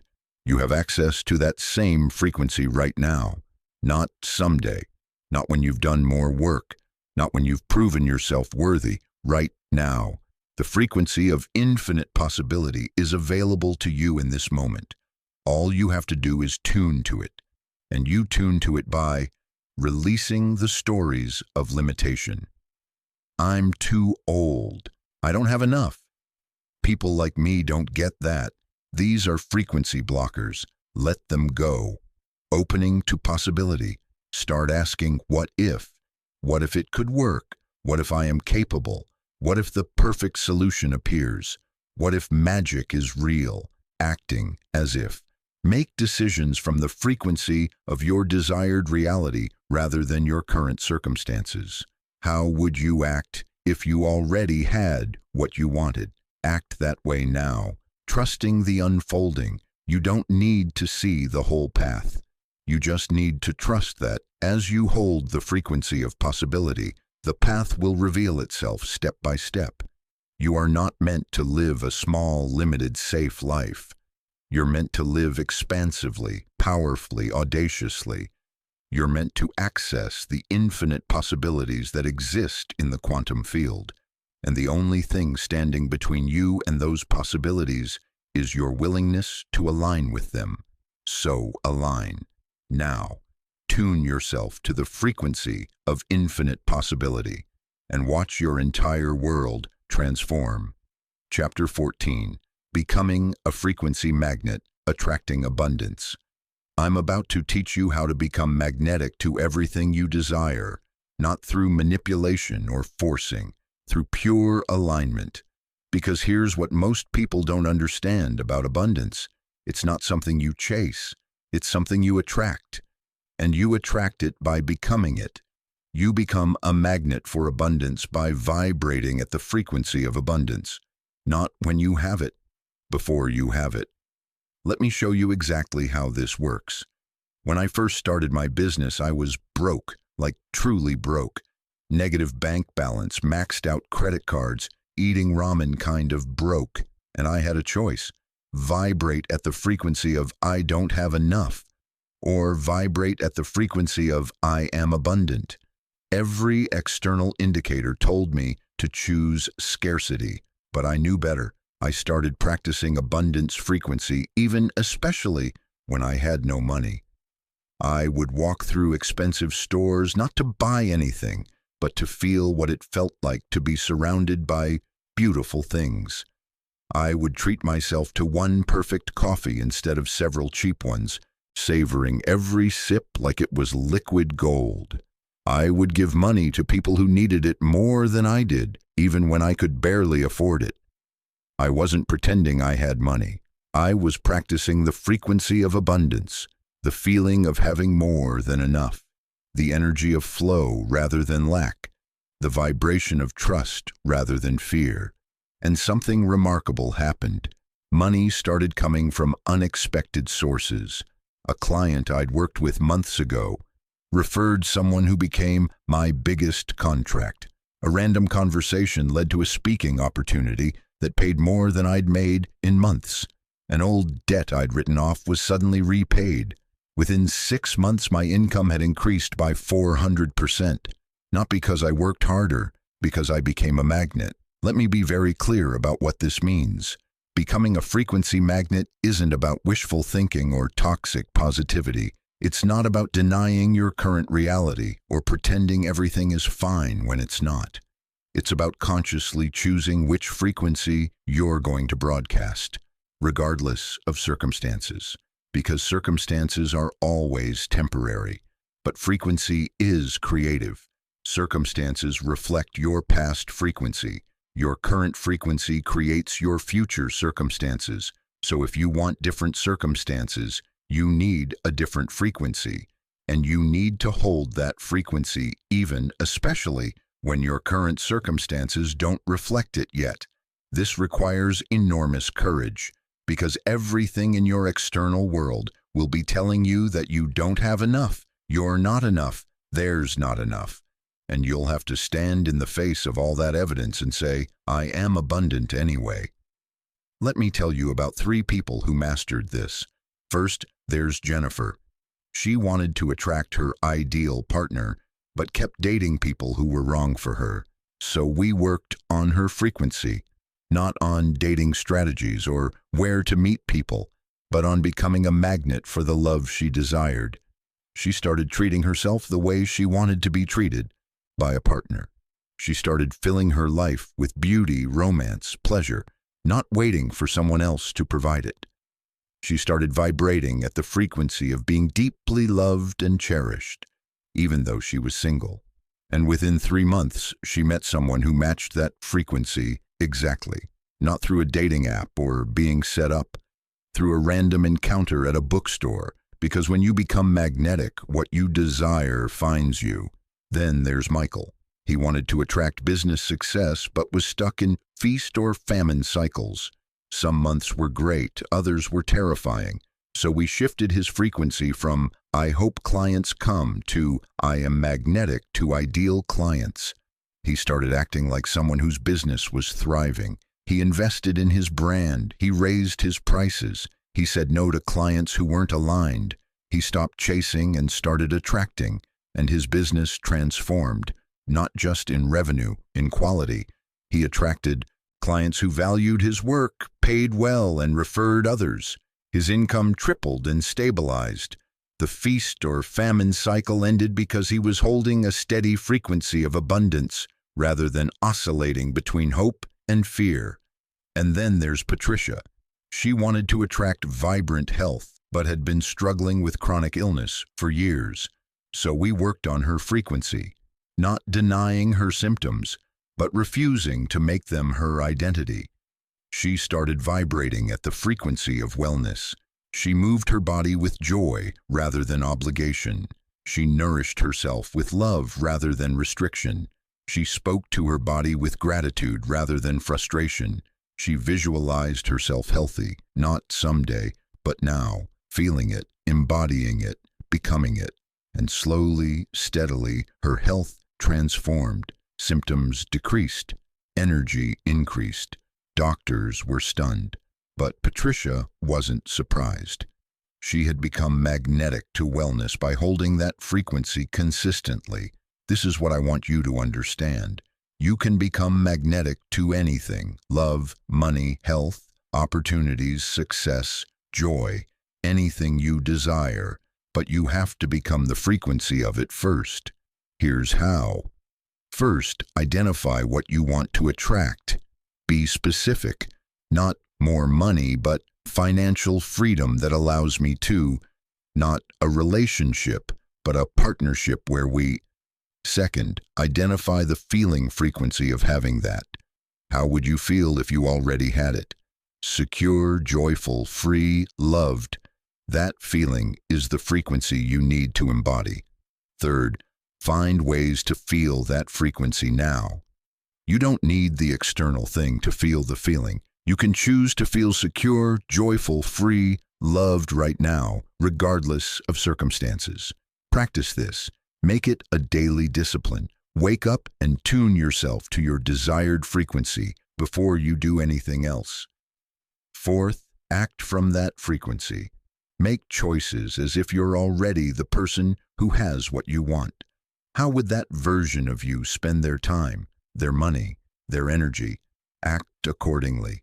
Fifth, remove anything that contradicts your frequency. If you're trying to attract abundance but you're constantly complaining about lack, you're sending mixed signals. Clean up your frequency. Align your thoughts, words, and actions with what you want to attract. And sixth, this is crucial. Become someone who expects good things. Expect opportunities. Expect synchronicities. Expect abundance. Expectation is a powerful frequency that magnetizes outcomes. I want to be very honest with you. This isn't always easy. There will be days when you're struggling to hold your frequency, when circumstances are screaming one thing and you're trying to broadcast another, when doubt creeps in and whispers, "This isn't working." In those moments, remember, the magnet is strongest right before it attracts. The frequency needs to be held consistently for the field to respond. Don't give up. Don't drop your frequency because you don't see immediate results. The universe is already responding. Reality is already reorganizing. You just can't see it yet. Hold the frequency. Be the magnet. Trust the process. Because here's what I know with absolute certainty. When you truly embody the frequency of what you desire, you become irresistible to it. You become a magnet so powerful that what you want has no choice but to flow toward you. You are that powerful. You are that magnetic. Now claim it. Chapter 15. The Final Shift. Embracing the last frequency. This is it. The moment everything has been building toward. The final shift. The last frequency. Can you feel it? The electric charge in the air. The sense that you're standing at the edge of something vast and transformative. That's not your imagination. That's your frequency recognizing itself. Your future self reaching back through time to pull you forward. You are not the same person who started this journey. You cannot be. Every chapter, every realization, every choice to align rather than resist, it's all been rewriting you at the cellular level, restructuring your energy, elevating your frequency, and now, right here, right now, you're going to complete the transformation. But I need you to understand something first. This isn't an ending. This is a beginning. The last frequency isn't the final frequency you'll ever experience. It's the last frequency of who you've been. The bridge between your old identity and your new one. And crossing that bridge requires one thing: complete commitment. Not tentative commitment, not "I'll try" commitment. Complete, all-in, no backup plan, burning the boats commitment. Let me take you back to the most important moment of my life. The moment I made my final shift. I was sitting alone in my apartment at 2 a.m., staring at a piece of paper. On it, I had written everything I was holding on to from my old life: the safety, the approval, the familiar identity, the comfortable mediocrity. And I knew with brutal clarity that I couldn't take those things with me into the life I was creating. I had to let them go, completely, irrevocably. So I made a choice that terrified me. I committed, fully, to my transformation, to my purpose, to my highest frequency. I burned the paper, literally, watched it turn to ash. And in that moment, something fundamental shifted. The last threads connecting me to my old frequency dissolved, and I became, fully and completely, who I was meant to be. It wasn't comfortable. It wasn't easy. It was the hardest thing I'd ever done, but it was the only thing that would complete the transformation. And now it's your turn. I want you to get brutally honest with yourself right now. What are you still holding on to? What safety net are you keeping in place just in case? What part of your old identity are you still clinging to? Because you can't straddle two frequencies. You can't be partially committed to your transformation. You're either in or you're out. And if you're still halfway, if you still have one foot in your old life and 1 foot in your new one, you'll stay stuck at the threshold forever. Close enough to see the promised land, but never close enough to step into it. So let me ask you directly, are you ready to commit? Completely? To let go of who you've been and embrace who you're becoming? If the answer is yes, and I believe with everything in me that it is, then here's what I want you to do. First, declare it out loud. Right now, say, I am committed to my transformation. I am committed to my highest frequency. I am releasing everything that no longer serves me and embracing everything I'm becoming. Say it with conviction, with power. Feel the words activate something in your body. Second, identify your sacrifice. What do you need to let go of to complete this shift? Maybe it's a relationship that keeps you small. Maybe it's a job that drains your soul. Maybe it's a belief about yourself that's been running your life. Maybe it's the need for everyone's approval. Whatever it is, name it, write it down, and then, symbolically or literally, release it. Third, make a bold move. Within the next 48 hours, I want you to take one action that your old self would never take. Something that signals to the universe and to yourself that you're serious, that you're committed, that you're no longer playing small. Maybe it's having the conversation you've been avoiding. Maybe it's making the investment you've been scared to make. Maybe it's saying yes to the opportunity that terrifies you. Maybe it's saying no to the obligation that depletes you. Whatever it is, do it. Let that action be the exclamation point on your commitment. Fourth, create your new identity. Who are you now? Not who you're becoming, who you are. Write it out. I am statements that reflect your transformed self.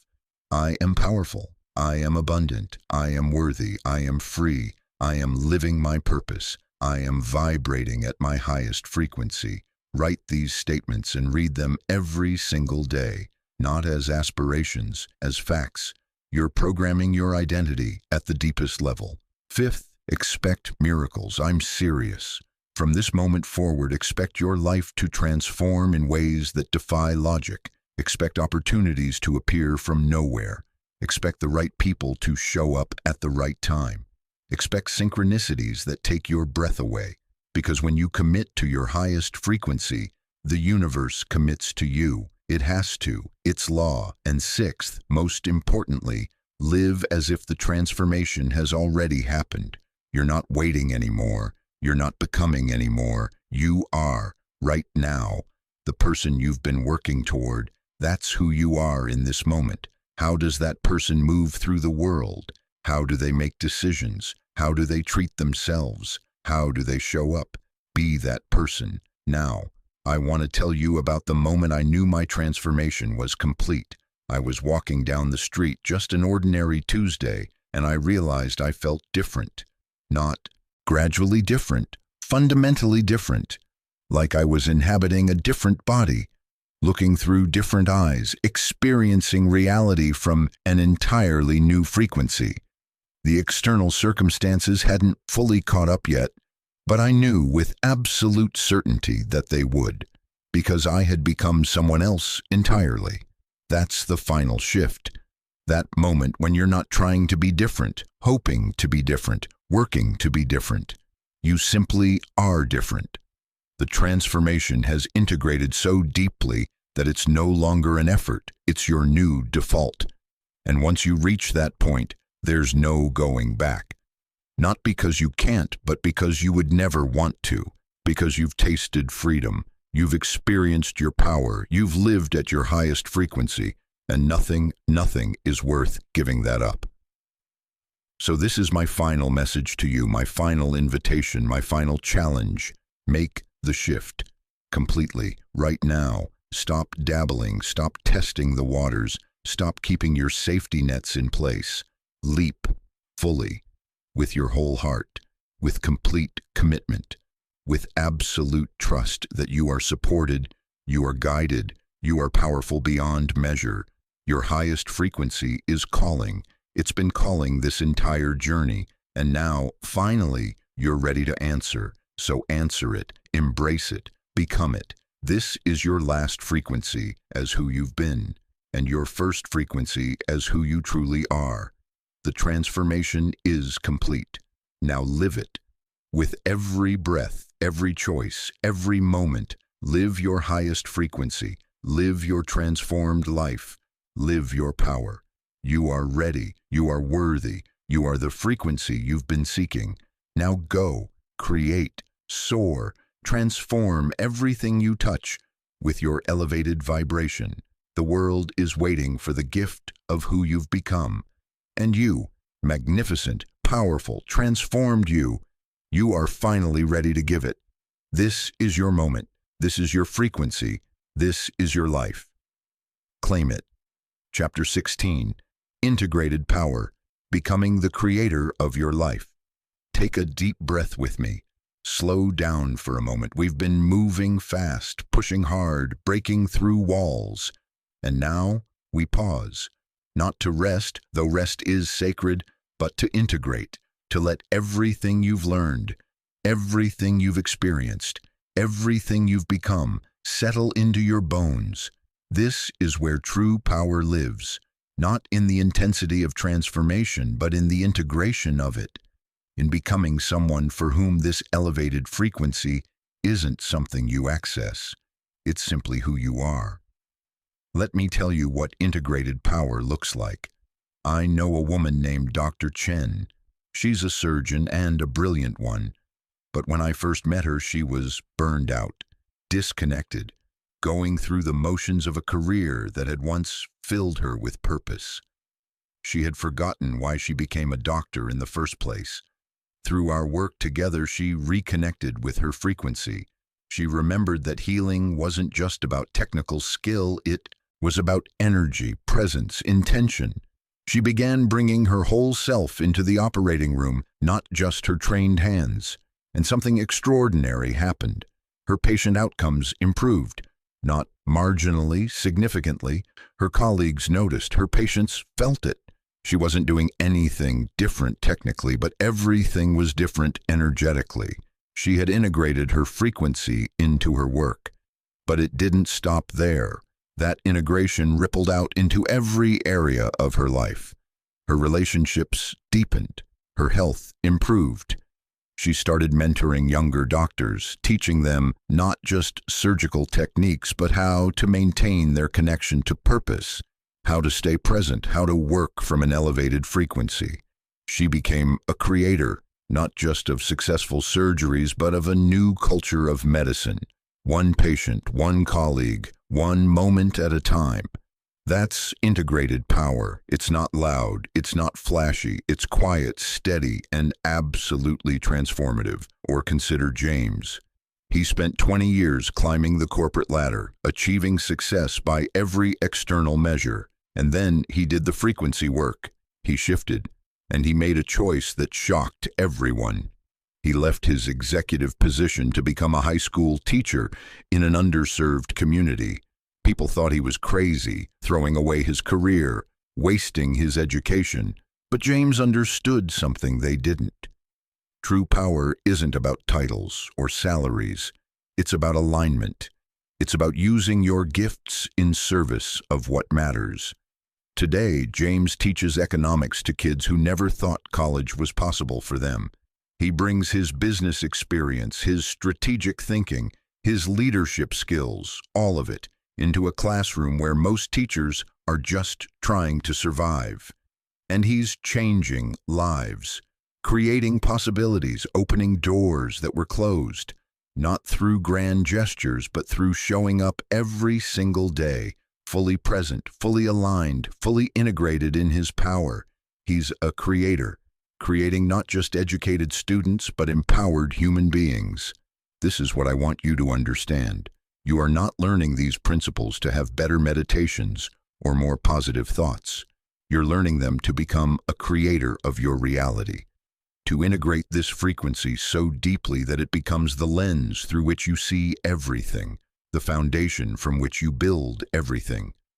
Integrated power means your frequency isn't separate from your life. It is your life. It's how you have conversations, how you make decisions, how you handle challenges, how you show up in relationships, how you do your work, whatever that work is. It's not something you turn on when you're doing your spiritual practice and turn off when you're dealing with the real world. It is the real world, the most real thing about you. So how do you integrate this? How do you move from practicing frequency alignment to being frequency alignment? First, you bring it into the mundane. The magic isn't just in the mountaintop moments. It's in how you wash dishes, how you drive to work, how you respond to an email that irritates you. Every moment is an opportunity to be your highest frequency. Practice this. For one full day, bring conscious awareness to every action. Ask yourself, am I doing this from my highest frequency? Not to judge yourself, but to notice, to integrate.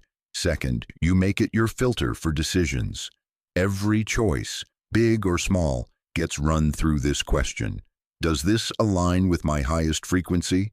If yes, move forward. If no, reconsider. This simplifies everything. You don't need complex decision-making frameworks. You just need to check in with your frequency.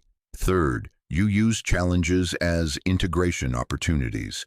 When something difficult happens, and it will, instead of falling apart or reverting to old patterns, you ask, how does my highest frequency respond to this? This transforms challenges from threats into practices. Every obstacle becomes an opportunity to deepen your integration. Fourth, you share it, not by preaching or teaching unless that's your calling, but by being it. When you're integrated in your power, people feel it. They're drawn to it. They want what you have, even if they can't name it. Your presence becomes your message. And fifth, you commit to continuous evolution. Integration doesn't mean you've arrived at a final destination. It means you've established a new baseline from which to grow. There are always higher frequencies to explore, deeper levels of integration to achieve. You're not finished. You're just getting started. I think of my mentor, a woman in her 70s who has been doing this work for 5 decades. She once told me, every year I think I've finally integrated everything, and every year I discover new depths I didn't know existed. That's the path of integrated power, not reaching a summit, but continuously ascending, not achieving mastery, but continuously mastering. Here's what I want you to do right now. Take inventory of your life. Look at each area: your work, your relationships, your health, your finances, your personal growth, your contribution to the world. For each area, ask yourself, have I integrated my highest frequency here, or am I still operating from old patterns? Be honest. Integration is a process, not an event. You might be beautifully integrated in one area and barely started in another. That's okay. That's normal. That's the work. Now, choose one area where you want to deepen your integration, just one, and commit to bringing your highest frequency to that area every single day for the next month. If it's your work, that means showing up with full presence, making decisions from alignment, bringing your gifts fully.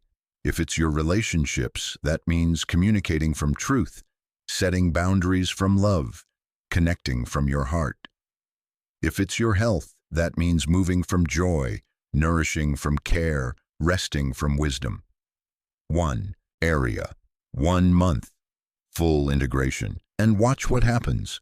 Watch how integrating your frequency in one area naturally begins to uplift all the others. Watch how your life becomes coherent, aligned, powerful, in a quiet but undeniable way. This is how you become the creator of your life. Not through controlling circumstances, but through integrating your frequency so completely that your external reality has no choice but to reflect your internal state. You are not a passive experiencer of life. You are an active creator of it. Every thought, every word, every action is creating. The question is, what frequency are you creating from? Integrate your highest frequency, and you'll create your highest life. Not someday, right now, today, in this very moment. You have everything you need. You've learned everything necessary. Now it's time to embody it, to integrate it, to become it so completely that there's no separation between who you are and what you've learned. You are the creator. Your life is the canvas. Your frequency is the brush. Now, create your masterpiece. Chapter 17, The Power of Choice. How to choose your frequency. Every day, every morning, you wake up to the same choice. It's not always obvious. Most people don't even realize they're making it. But it's there, waiting. What frequency will you choose today? This choice is the most powerful tool you possess. More powerful than any circumstance. More influential than any external event. Because while you can't always control what happens to you, you can always control what frequency you choose in response. Let me tell you about a day that taught me this lesson permanently. I woke up to an email that my biggest client had decided to end our contract. My car wouldn't start. I spilled coffee all over myself. And by 10 a.m., I was spiraling into a frequency of frustration, victimhood, and why is this happening to me? I could feel it, that familiar descent into negativity, that momentum pulling me down. And I realized, this is the moment. This is where I choose. I could continue down this path, letting the frequency of frustration dictate my entire day, my decisions, my energy, or I could pause, breathe, and choose differently. So I did something radical. I stopped everything. I sat down. I closed my eyes, and I consciously chose my frequency, not fake positivity, not pretending the challenges weren't real, but choosing how I would vibrate in the face of those challenges. I chose trust over fear, flow over resistance, possibility over limitation, and everything shifted. Not the circumstances, those were still there, but my relationship to them transformed. From that elevated frequency, I could see options I couldn't see before. I took aligned action. I made better decisions. And by the end of that day, I had not only solved the immediate problems, but had created new opportunities that wouldn't have existed if everything had gone smoothly. That's the power of choice. So let me teach you how to wield this power every single day. First, understand that frequency is always a choice. Always. Even when it doesn't feel like it. Even when emotions are overwhelming and circumstances are challenging. You might not control what you feel, but you always control what frequency you choose to operate from. There's a space between stimulus and response. In that space lives your power to choose. Second, create a morning frequency practice. The first hour after you wake up is crucial. Your brain is in a more receptive state.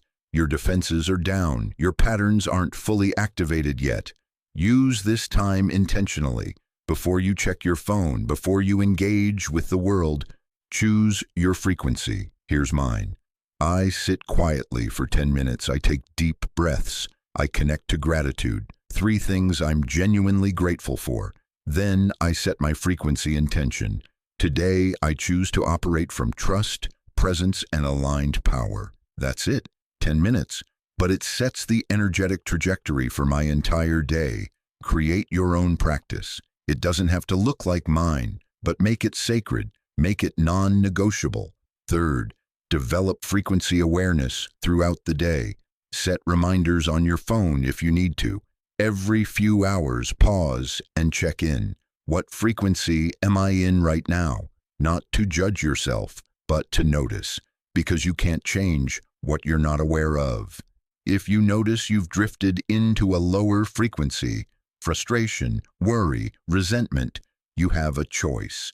You can stay there or you can shift. Which brings me to the 4th principle. Learn to shift quickly. When you catch yourself in a frequency that doesn't serve you, you need tools to shift fast. Here are mine. Movement. Sometimes the fastest way to shift frequency is to move your body. Dance, shake, walk, stretch. Physical movement breaks energetic patterns. Breath. 3 deep breaths with your hand on your heart can reset your nervous system and create space for a new choice. Music. I have a playlist of songs that instantly elevate my frequency. When I'm stuck, I play one and let it shift my state. Gratitude. The fastest frequency shift I know is finding something, anything, to be genuinely grateful for in this moment. Nature. If possible, step outside. Feel the sun, the wind, the earth. Nature has its own frequency, and it's always elevated. Find what works for you. Build your toolkit, because the faster you can shift when you drift, the more control you have over your energetic state. 5th, choose your frequency in relationships. This is crucial. Other people's frequencies can influence yours, but only if you let them. When someone comes to you in a low frequency, complaining, stressed, angry, you have a choice. You can match their frequency or you can hold yours.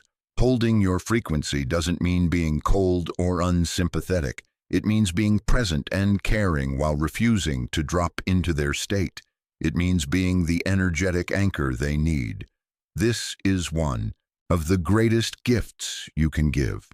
When you hold a high frequency in the presence of someone's low one, you create an invitation for them to rise, not through words, but through energetic resonance. 6th, make frequency-aligned choices. Throughout your day, you're making hundreds of micro choices. What to eat, how to respond to that email, whether to say yes or no to that invitation. Start running these choices through your frequency filter. Will this raise my frequency or lower it? If it raises it, move toward it. If it lowers it, move away from it, or at least be conscious about why you're choosing it anyway. This gets easier with practice.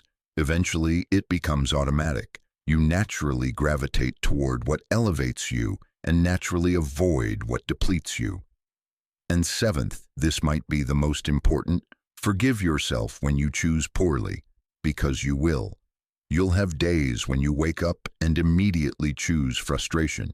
Days when you spiral and can't seem to shift. Days when you're reactive instead of responsive. Those days don't define you, they're just days. Tomorrow, you get to choose again. The power isn't in choosing perfectly every time. The power is in knowing you always have the choice. I want you to really feel into this. Right now, in this moment, you are choosing your frequency. Maybe you didn't realize it, but you are. And you can choose differently, right now, this second. What frequency do you want to choose? What state do you want to operate from? Who do you want to be in this moment? Choose it, consciously, deliberately, powerfully. Because here's the truth, your life is not happening to you. Your life is responding to you, to the frequency you're choosing, to the energy you're broadcasting. Choose wisely, choose consciously, choose your highest frequency, not once, but every single day, every single moment, every single choice. This is your power. Use it. Chapter 18, The Cosmic Frequency Connecting to Universal Energy. There's something I need to share with you that might stretch your understanding, but stay with me, because this is where everything expands beyond what you've known. You are not separate from the universe. You are not a small, isolated being trying to navigate a vast, indifferent cosmos. You are an expression of that cosmos, a focal point of universal energy, experiencing itself through your unique perspective. And when you consciously connect to that universal frequency, when you align your personal vibration with the cosmic vibration, you tap into a power that transcends anything you could generate on your own. Let me tell you when I first experienced this. I was in meditation, deeper than I'd ever gone before. And suddenly, I felt this expansion, like the boundaries of my body dissolved and I became everything. I was the air I was breathing, the earth beneath me, the stars above me. I was connected to every living thing, every atom, every wave of energy in existence. It lasted maybe 30 seconds. But in those 30 seconds, I understood something that changed everything.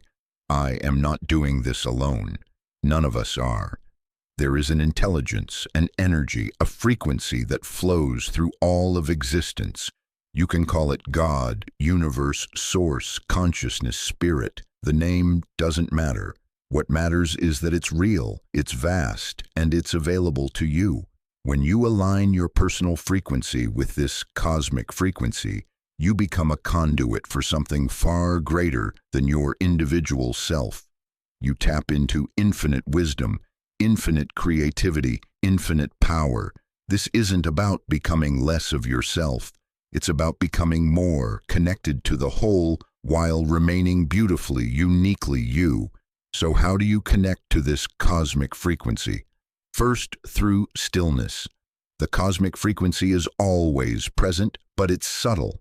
It's like a radio signal that's always broadcasting. You just need to tune in. And you can't tune in when your mind is racing, when you're constantly busy, when you're filling every moment with noise. You need stillness, silence, spaciousness.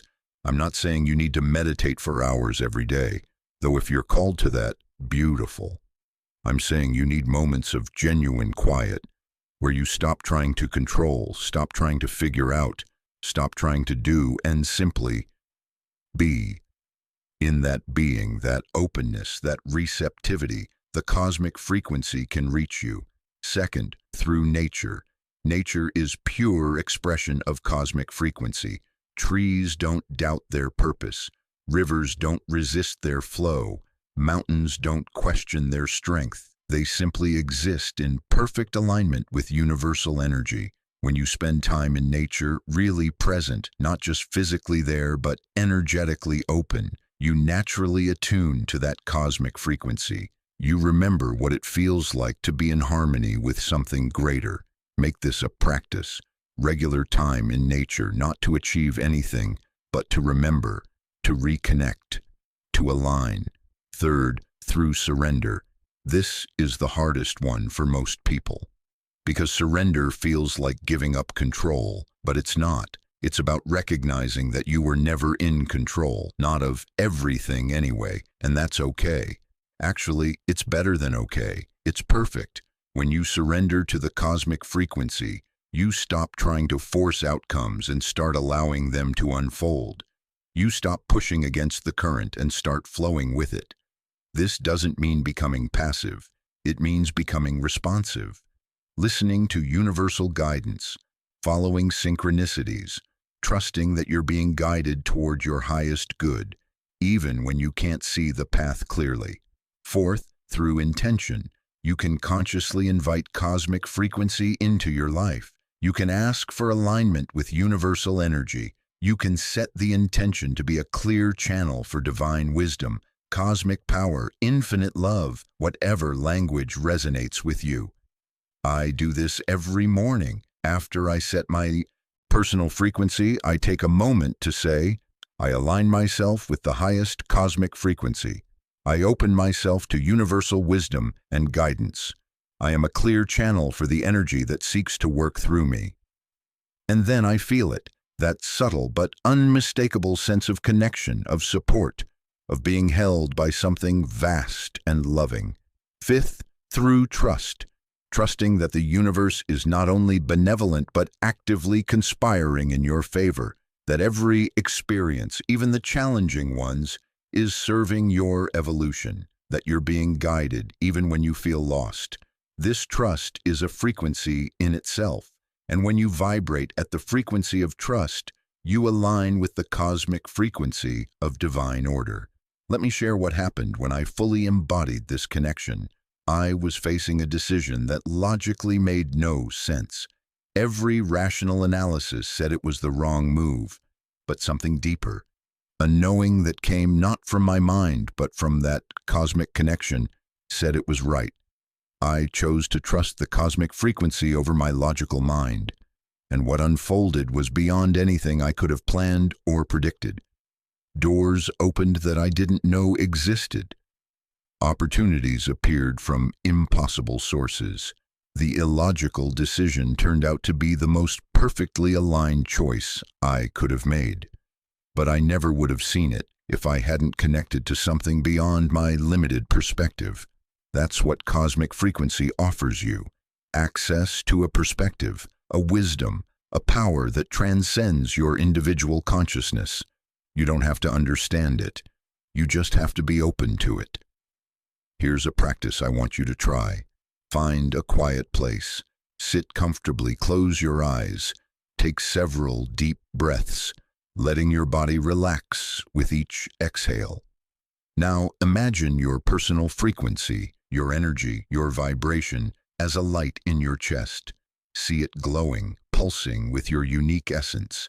Now imagine that above you, all around you, permeating everything, is a vast field of cosmic light, universal energy, infinite and loving and wise. With your next inhale, imagine drawing that cosmic light into your personal light. See them merging, blending, becoming one. You're not losing your individuality, you're expanding it. You're connecting your frequency to the cosmic frequency. Stay here as long as feels right. Feel what it's like to be both yourself and part of everything, unique and universal, individual and infinite. This is your natural state. This connection is always available. You just have to remember to access it. When you align your personal frequency with cosmic frequency, you become unstoppable. Not because you're forcing things to happen, but because you're flowing with a power that moves galaxies, creates worlds, orchestrates synchronicities beyond comprehension. You are not alone in this. You have never been alone. You are connected to everything, and that everything is supporting you, guiding you, loving you into your highest expression. Tune in, connect, align, and let the cosmic frequency amplify everything you are. Chapter 19, The Infinite Journey, The Path Continues. I need to tell you something that might surprise you. This is not the end. It's not even the beginning of the end. It's the end of the beginning. Everything you've learned, everything you've practiced, everything you've become, this is your foundation, the launching pad, the starting point for a journey that will continue for the rest of your life. And that's not a burden. That's the most beautiful thing I could tell you, because if you had arrived at some final destination, if there was nothing left to discover, no new frequencies to explore, no deeper levels of integration to achieve, how boring would that be? You are an infinite being. And infinite beings are always expanding, always evolving, always becoming more of what they truly are. Let me introduce you to someone who embodies this truth. His name is Thomas, and I met him 15 years ago when he first started this work. He was 45 then, feeling stuck, disconnected, going through the motions. The frequency work transformed him. Within a year, his life was unrecognizable. New career, healed relationships, deep sense of purpose. He could have stopped there, declared mission accomplished, settled into his new normal. But he didn't, because he understood that transformation isn't a destination, it's a direction. So he kept going, kept exploring, kept expanding. I saw him recently. He's 60 now, and he told me something that gave me chills. Every year, I think I've reached the peak of what's possible. And every year, I discover there's no peak. There's just the next level, and the next, and the next. The journey never ends, and I wouldn't want it to. His frequency now, compared to when I met him? Incomparable. He's not just transformed, he's continuously transforming. He's not just evolved, he's continuously evolving. And his life reflects that.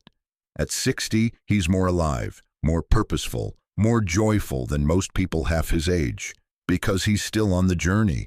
That's what I want for you, not to complete this work and be done, but to complete this work and be ready for what comes next. So let's talk about what the infinite journey looks like. First, it means embracing plateaus without panic. You'll have periods where it feels like nothing is changing, where you seem to be maintaining rather than advancing. These plateaus aren't regression, they're integration. They're necessary pauses before the next leap. Don't interpret plateaus as failure, they're part of the rhythm of growth. Trust them. Second, it means welcoming new challenges as invitations. Every obstacle, every difficulty, every moment that tests you. These aren't signs you're doing something wrong. They're signs you're ready for the next level. The universe doesn't send you challenges to punish you. It sends them to expand you. Each one is an invitation to develop a new capacity to strengthen your frequency, to grow. Say yes to the invitations.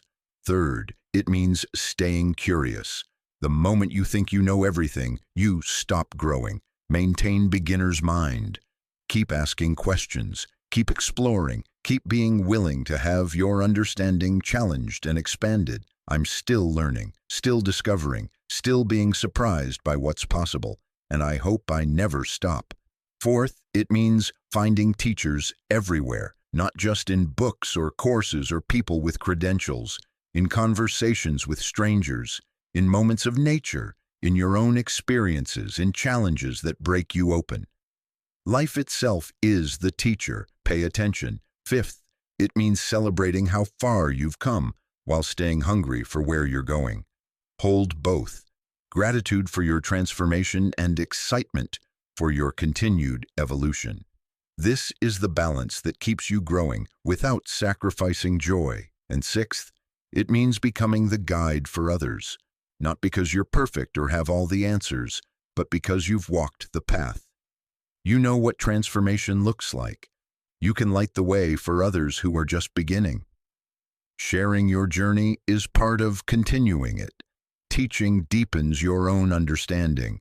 Guiding others expands your own frequency. Let me tell you about Maria.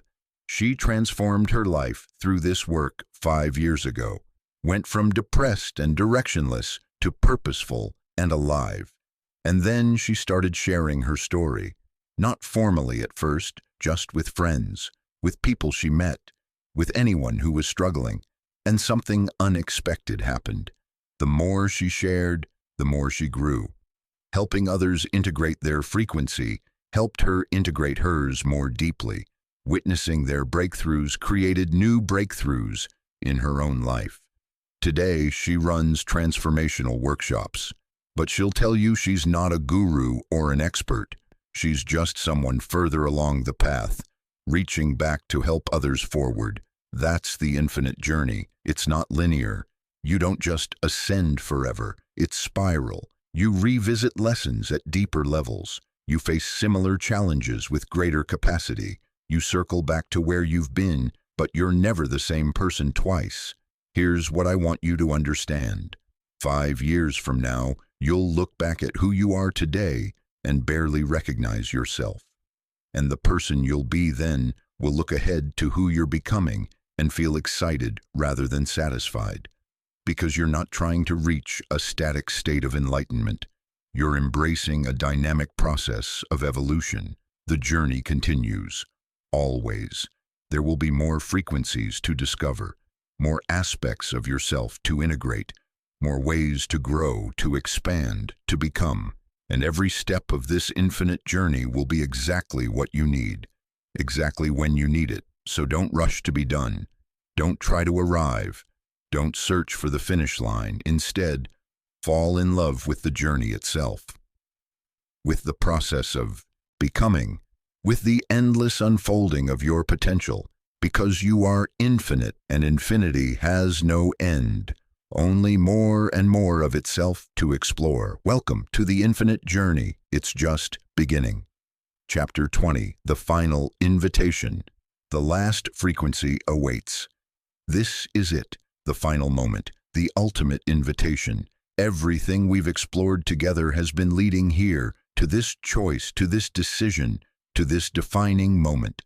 And I need you to feel the weight of what I'm about to ask you, not the weight of burden, the weight of significance. Because what you choose in this moment will determine everything that comes after. You've learned the principles, you've practiced the techniques, you've felt the shifts. You've glimpsed your power, you've touched your potential, but all of that means nothing if you don't make the choice that matters most. Will you truly live this, or will this just become another inspiring idea that fades when you return to your daily life? I've seen both outcomes. I've watched people transform completely, permanently, powerfully, and I've watched people get excited, inspired, motivated, and then slowly drift back to their old frequency because they didn't make the ultimate commitment. So I'm asking you now, with complete clarity and absolute seriousness, are you in? Completely. Are you ready to live at your highest frequency? Not just when it's convenient, not just when you feel inspired, but always, as a non-negotiable commitment to yourself and your evolution? Because if you truly are, then you're about to change everything. Not just for yourself, but for everyone your life touches. Let me paint you a picture of what happens when someone fully commits to living their highest frequency. Imagine waking up every morning with clarity about who you are and why you're here. Imagine moving through your day from a place of power rather than reaction, of intention rather than habit. Imagine making decisions that align perfectly with your truth, even when they're difficult. Imagine relationships that are authentic, deep, nourishing. Imagine work that feels like purpose. Imagine challenges that excite you because you know they're growing you. Imagine setbacks that can't defeat you because you're rooted in something unshakable. Imagine living with such alignment, such integrity, such power that your mere presence begins to shift the people around you, not because you're trying to change them, but because your frequency is so clear, so strong, so elevated, that it naturally lifts others. Imagine becoming someone who doesn't just dream about making a difference. You are the difference. In your family, in your community, in your work, in the world. This is not fantasy, this is not exaggeration. This is what happens when you fully commit to your highest frequency. I've seen it, I've lived it, I've watched hundreds of people step into this reality, and now it's your turn. But, and this is crucial, it requires something from you that nothing else in this journey has required. Absolute commitment. Not 80%, not 95%, not even 99%, 100%. You have to burn the boats, cut the escape routes, stop keeping backup plans in case this doesn't work. You have to commit so fully that there's no option but to live from your highest frequency. This is scary, I know it is, Because commitment means risk, it means vulnerability, it means putting yourself fully on the line. But here's what I need you to understand. Playing it safe is the riskiest thing you can do. Hedging your bets is how you guarantee mediocrity. Keeping one foot in your old life is how you ensure you never fully step into your new one. The real danger isn't committing fully. The real danger is not committing and spending the rest of your life wondering what could have been. So here's my final invitation to you. Commit. Right now. Out loud if you can. Say, I commit to living at my highest frequency. I commit to being the most powerful, authentic, aligned version of myself. I commit to this transformation, fully and completely, starting now. Say it. Mean it. Feel it activate something deep in your being. And then, this is essential. Take action within 48 hours that demonstrates your commitment. Something bold. Something that your old self would never do. Something that signals to the universe and to yourself that you're serious. Maybe it's having the conversation you've been avoiding. Maybe it's making the investment you've been hesitating on. Maybe it's saying yes to the opportunity that terrifies you. Maybe it's saying no to the obligation that depletes you. Maybe it's simply declaring to the world who you now are. Whatever it is, do it. Let your action match your commitment. Because here's the truth. The world needs you at your highest frequency, not someday. Now, the world needs your gifts, your voice, your vision, your unique expression of consciousness. The world needs what only you can give, but you can only give it when you're vibrating at your highest level. You are not here to play small. You're not here to hide.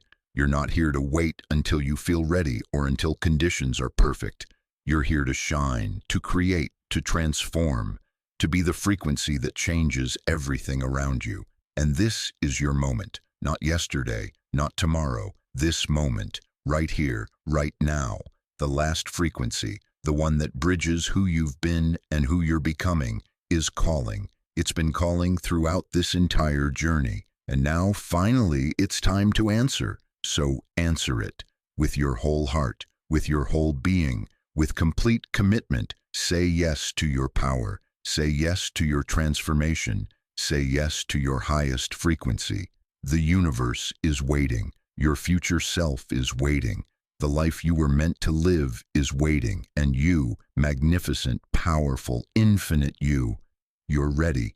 You've always been ready. You just needed to remember. And now you have. So go. Create. Transform. Live. Be everything you came here to be. The last frequency awaits, and it's calling your name. This is your moment. This is your life. This is your destiny. Claim it now.